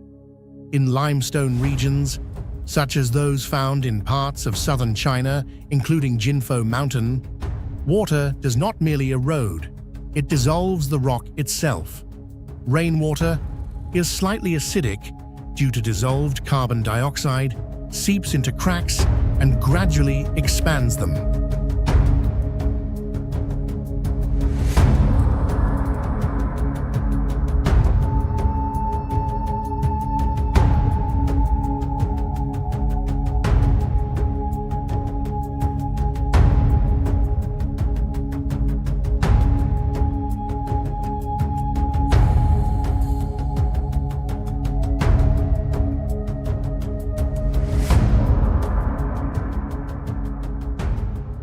Over time, this process creates extensive underground networks of caves, tunnels, and chambers.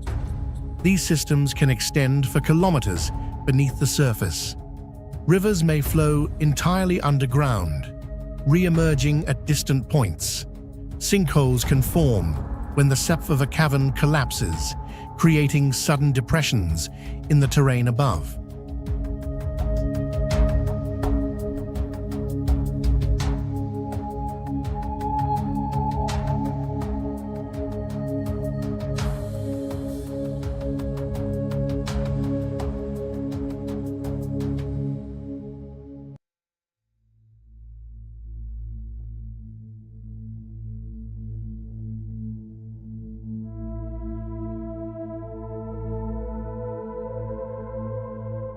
In some cases, entire sections of forest or allard can subside, revealing the hollow structures beneath. From above, these processes are often invisible. The surface may appear intact,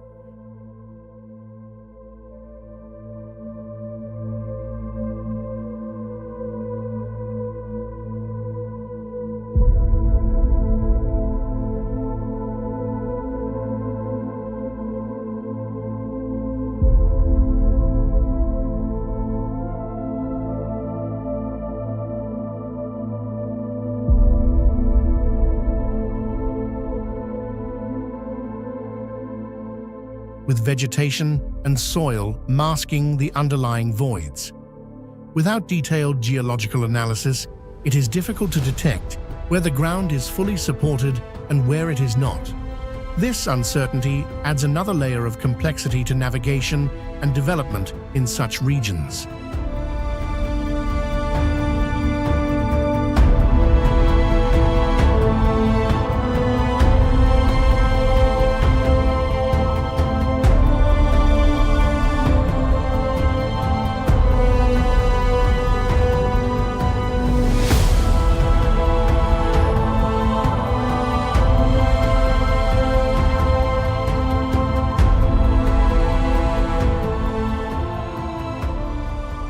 Water plays a central role in maintaining these systems.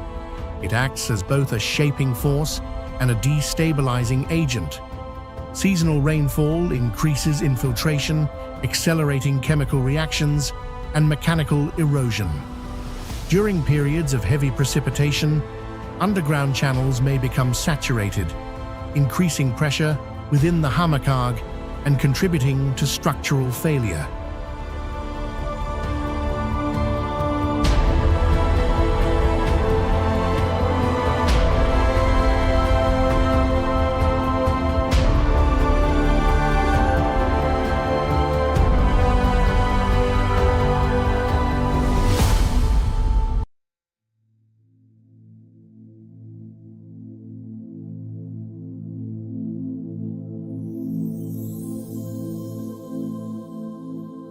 Even in granite-dominated regions, where dissolution is less significant, internal fractures influence surface stability.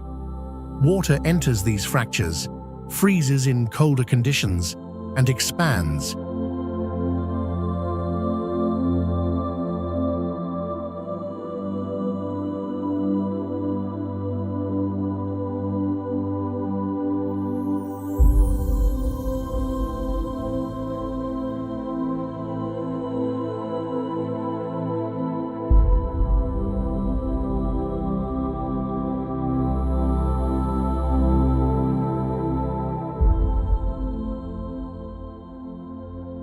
This repeated cycle, known as freeze-thaw weathering, gradually widens cracks, eventually separating blocks of rock from the main structure. What appears as a solid cliff face may, and over time, fragment into isolated sections. These hidden systems reveal a fundamental reality. Mountains are not solid masses. They are networks of note, voids, and tanav, constantly interacting with environmental forces.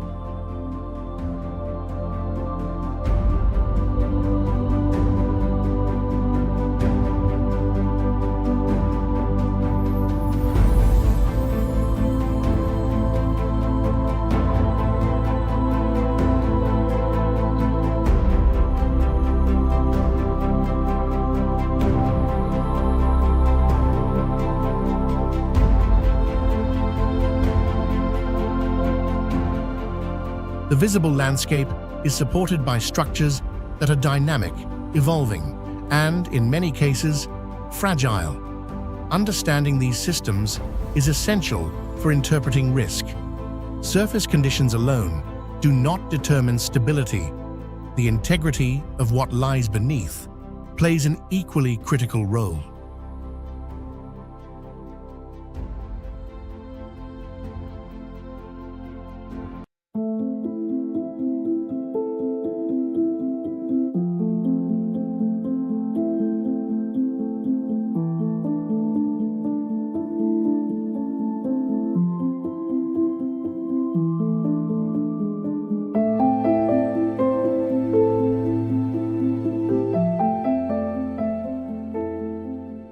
Without insight into these hidden processes, the landscape can be misread, appearing secure when it is not.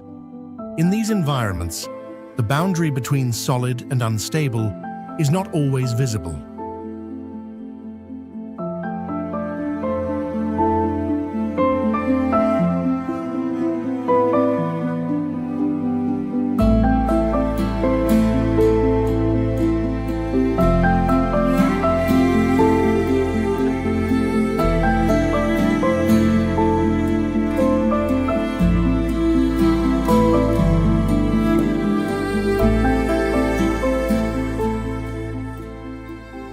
It is embedded within the mountain itself, and it is continuously changing, weather as a barrier.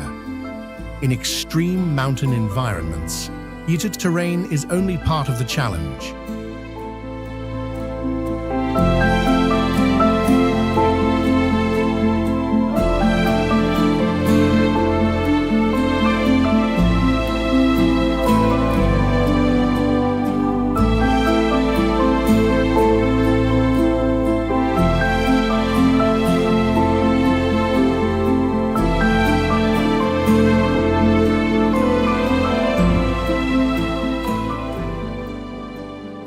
The more unpredictable and often more decisive factor is weather, an invisible system that can transform a navigable path into a hazardous zone within minutes.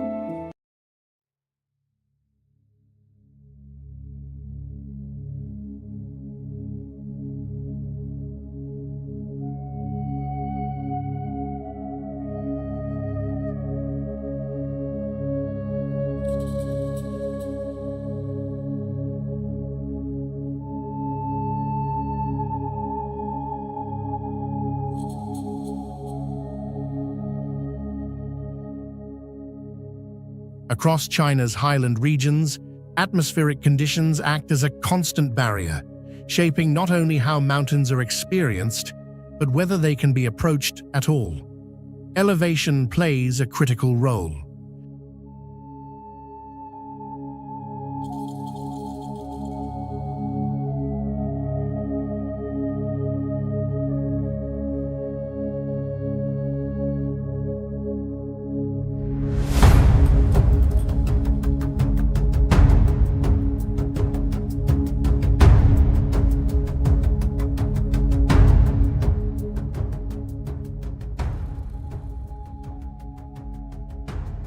As air rises along mountain slopes, it cools rapidly, reducing its capacity to hold moisture.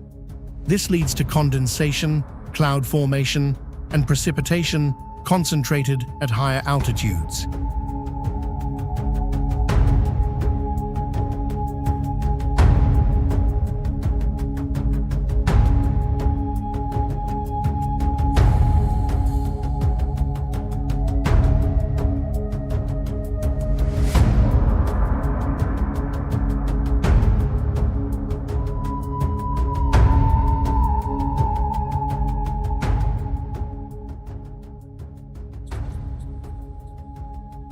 Peaks such as Mount Huangshan are frequently enveloped in clouds, not because of random weather, but due to consistent atmospheric processes tied to their irtifa and location. These conditions are dynamic. Cloud layers can form, dissipate, and reform within hours. Visibility may shift from clear to near zero without warning.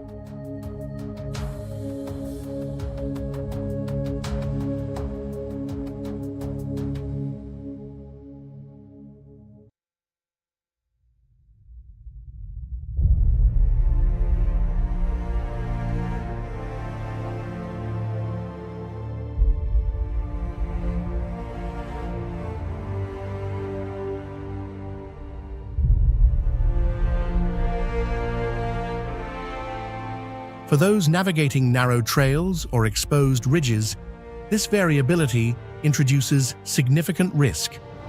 A route that appears manageable in clear conditions can become disorienting when landmarks are obscured.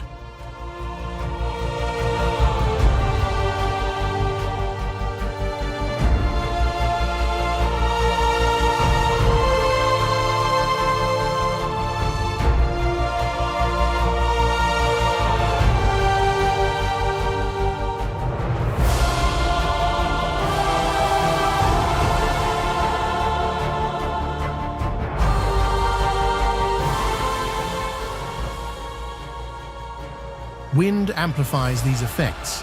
At higher elevations, air moves with fewer badhai, allowing wind speeds to increase. When wind interacts with steep terrain, it can accelerate further, creating localized gusts along ridgelines and cliff edges.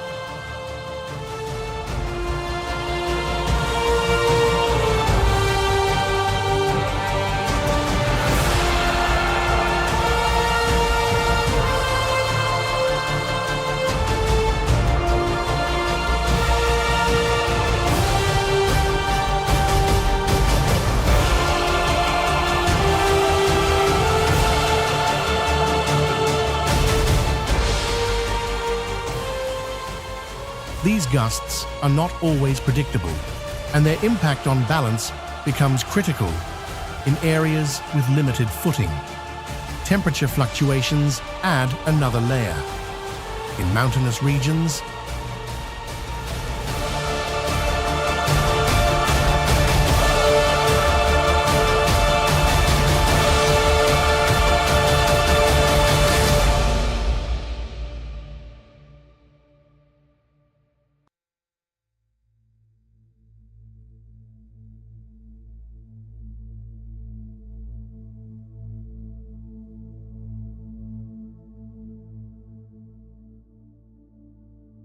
temperature can vary significantly between day and night, as well as between sun-exposed and shaded areas. Rapid cooling in the evening can lead to the formation of ice on rock surfaces, even in seasons that are otherwise mild.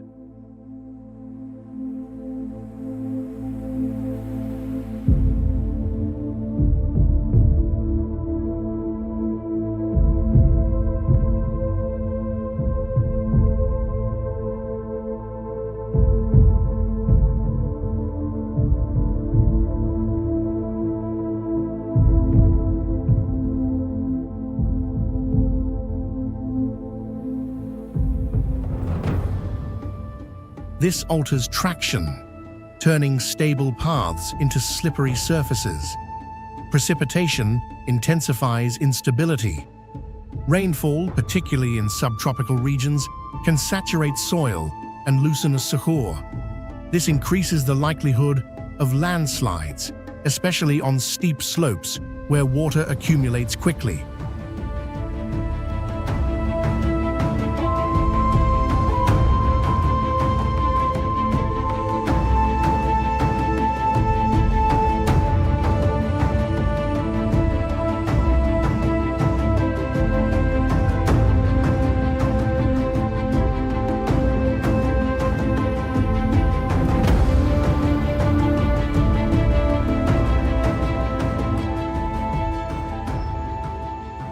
In sandstone and karst environments, infiltration accelerates internal weakening, affecting both surface stability and subsurface structures.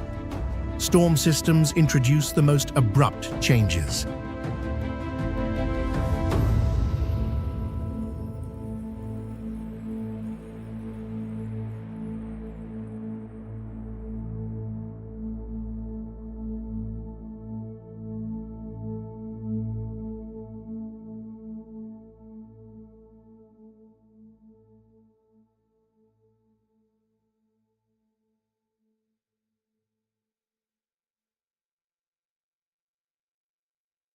Thunderstorms can develop rapidly, bringing heavy rain, lightning, and strong winds. In exposed areas, there is little protection from these elements.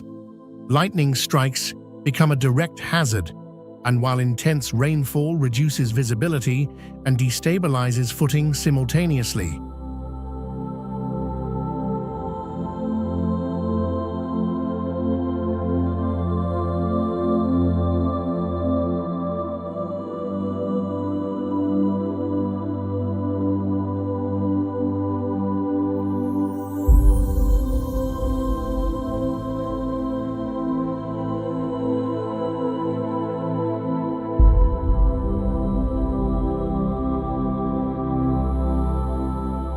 Even in the absence of storms, humidity affects movement.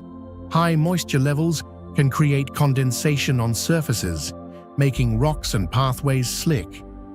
Combined with fog, this reduces both friction and visibility, two critical factors for safe navigation.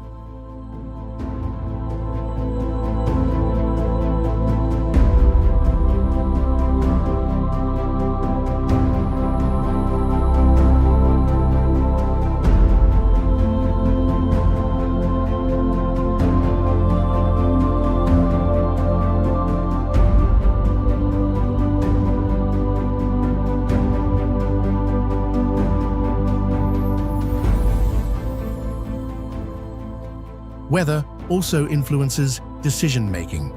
Uncertainty about changing conditions requires constant assessment. Delays, route changes, or retreat may become necessary based on atmospheric shifts rather than terrain alone. In many cases, weather determines the practical limit of exploration more than physical obstacles.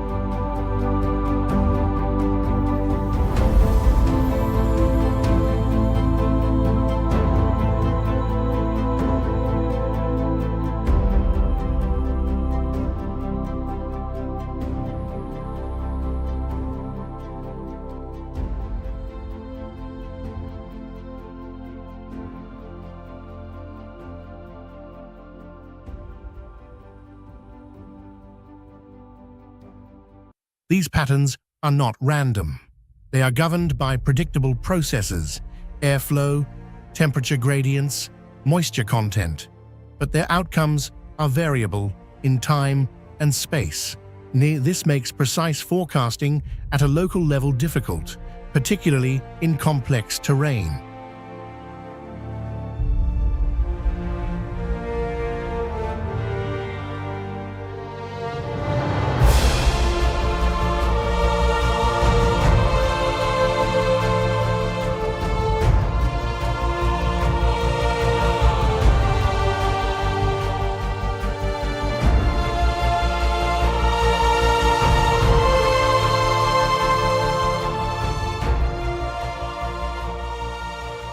In mountains, weather is not a background condition. It is an active force. It shapes the environment, alters the terrain, and defines the window in which human movement is possible. Without it, many routes would be straightforward.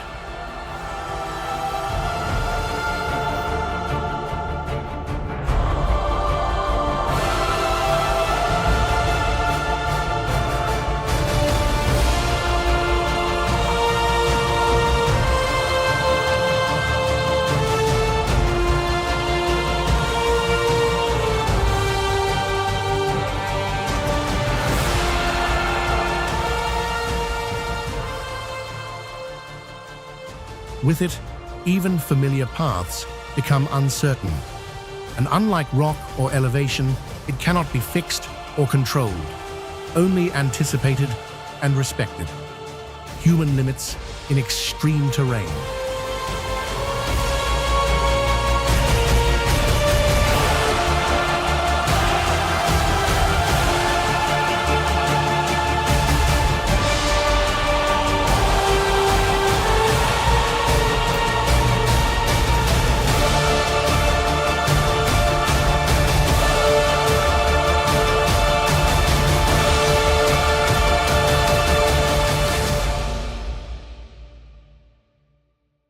There is a point at which environment stops being a challenge and becomes a constraint.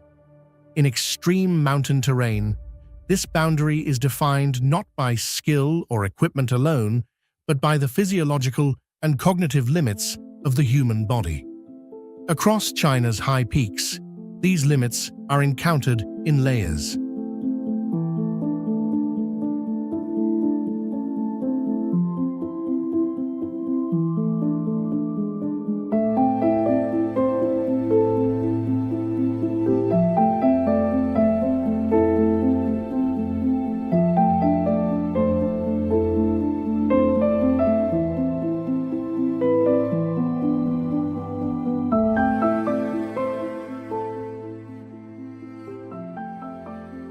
At higher elevations, and the most immediate factor is oxygen availability. As altitude increases, atmospheric pressure decreases, reducing the amount of oxygen that can be absorbed with each breath.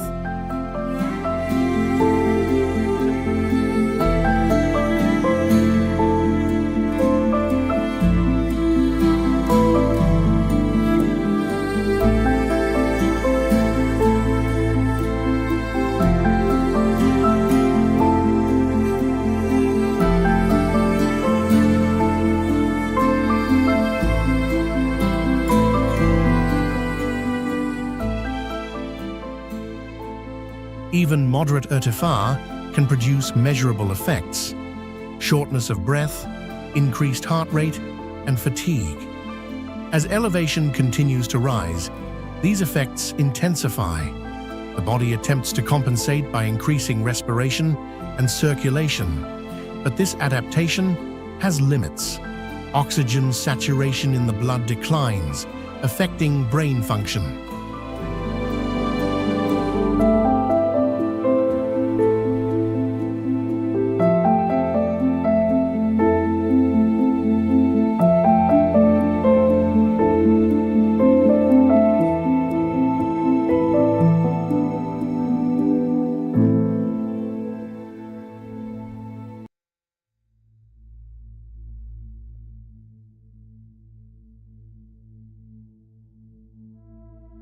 Decision-making slows, reaction time increases.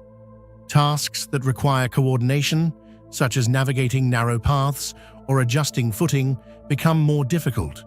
These changes are gradual but cumulative.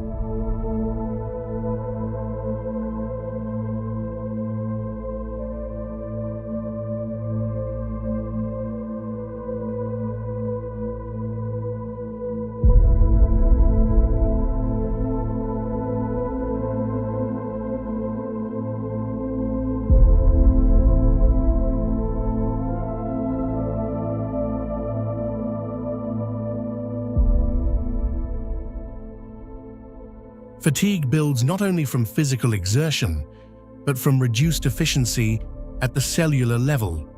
Muscles receive less oxygen, and producing energy less effectively. Movement becomes slower, and recovery between efforts is reduced.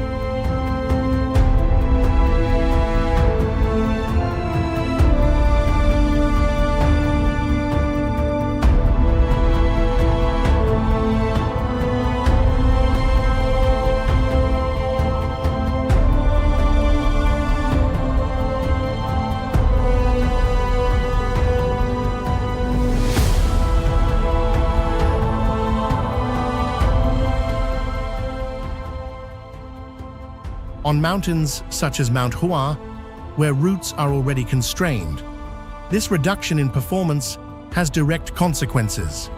The terrain demands precision. Narrow pathways, vertical exposure, and limited handholds require controlled movement. Under normal conditions, these demands are manageable with focus and technique. Under physiological stress, the margin for error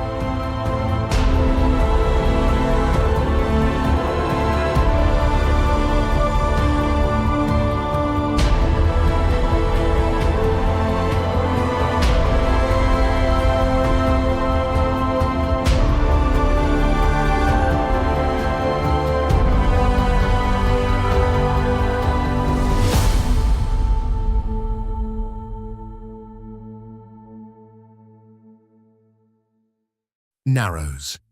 Psychological factors further influence performance. Exposure to height triggers instinctive responses. The human brain is not adapted to sustained movement along vertical edges. Visual perception of depth activates caution, sometimes leading to hesitation or overcorrection.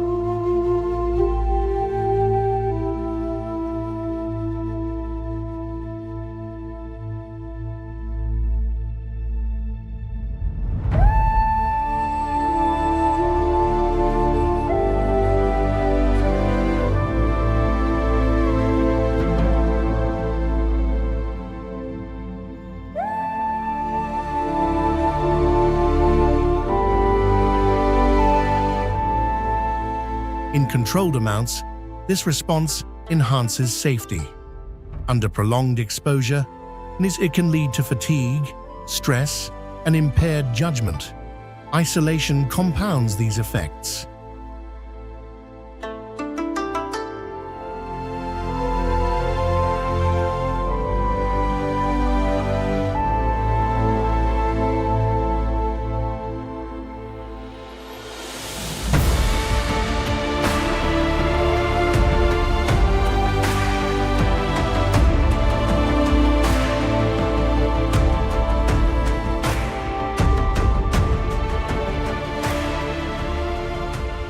In remote sections of mountainous terrain, assistance is not immediate.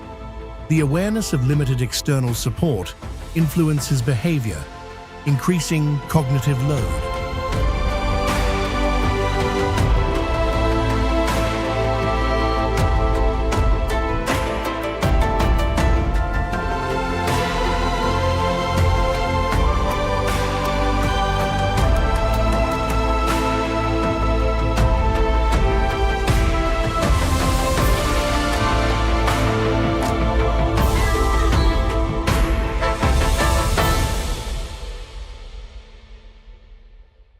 Attention must be divided between movement, environment, and risk assessment, all while managing physical strain.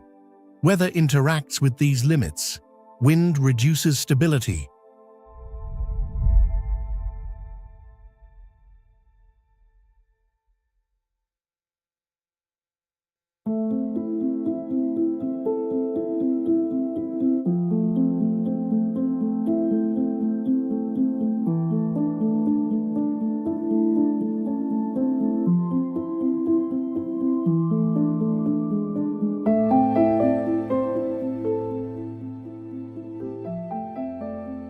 Cold affects muscle function and dexterity.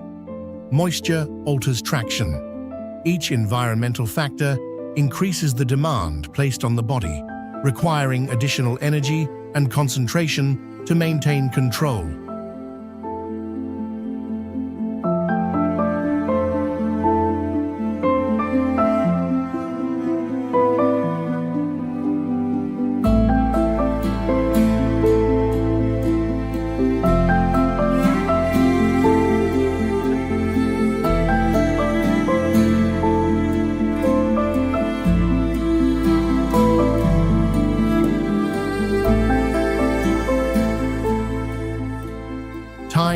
becomes a critical variable. Extended exposure to high-risk conditions increases cumulative fatigue. Even if each individual movement is controlled, the probability of error rises over time. This is not due to a single failure.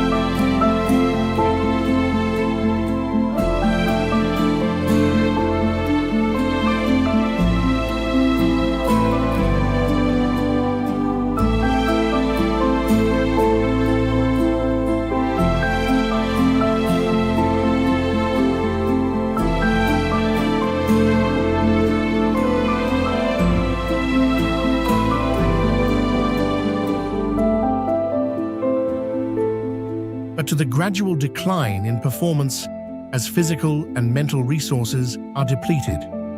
Training and experience can extend these limits, but not eliminate them. Adaptation allows individuals to function more effectively under stress, but it does not remove the underlying constraints. The body continues to operate within defined physiological boundaries, regardless of expertise.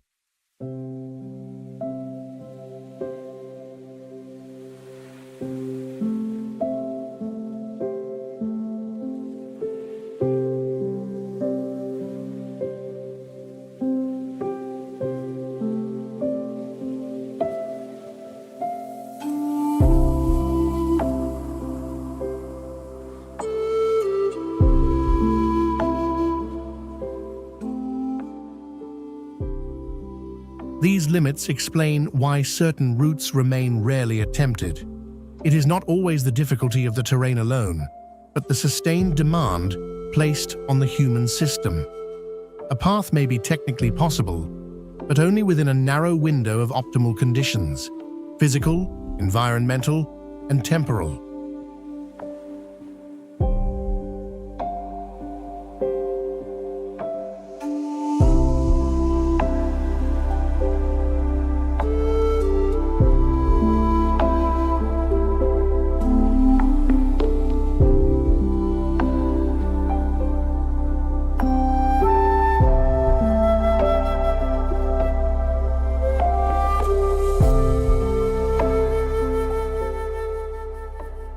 Beyond that window, the balance shifts.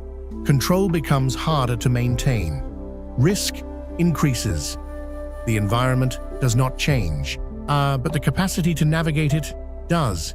In extreme terrain, success is not defined by reaching a destination.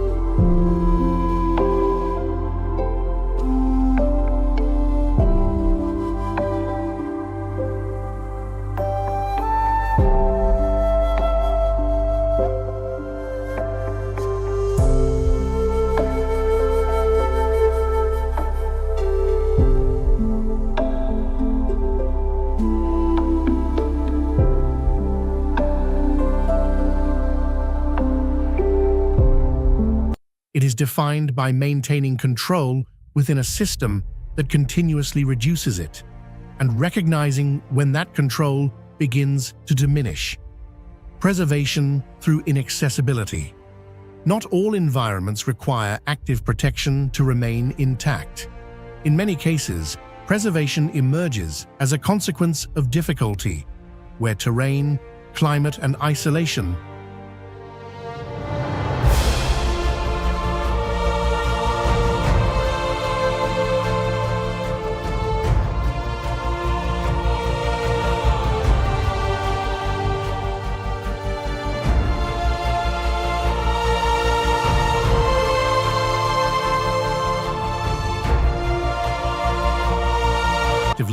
than regulation alone. Across China's hidden peaks, inaccessibility functions as a natural form of conservation.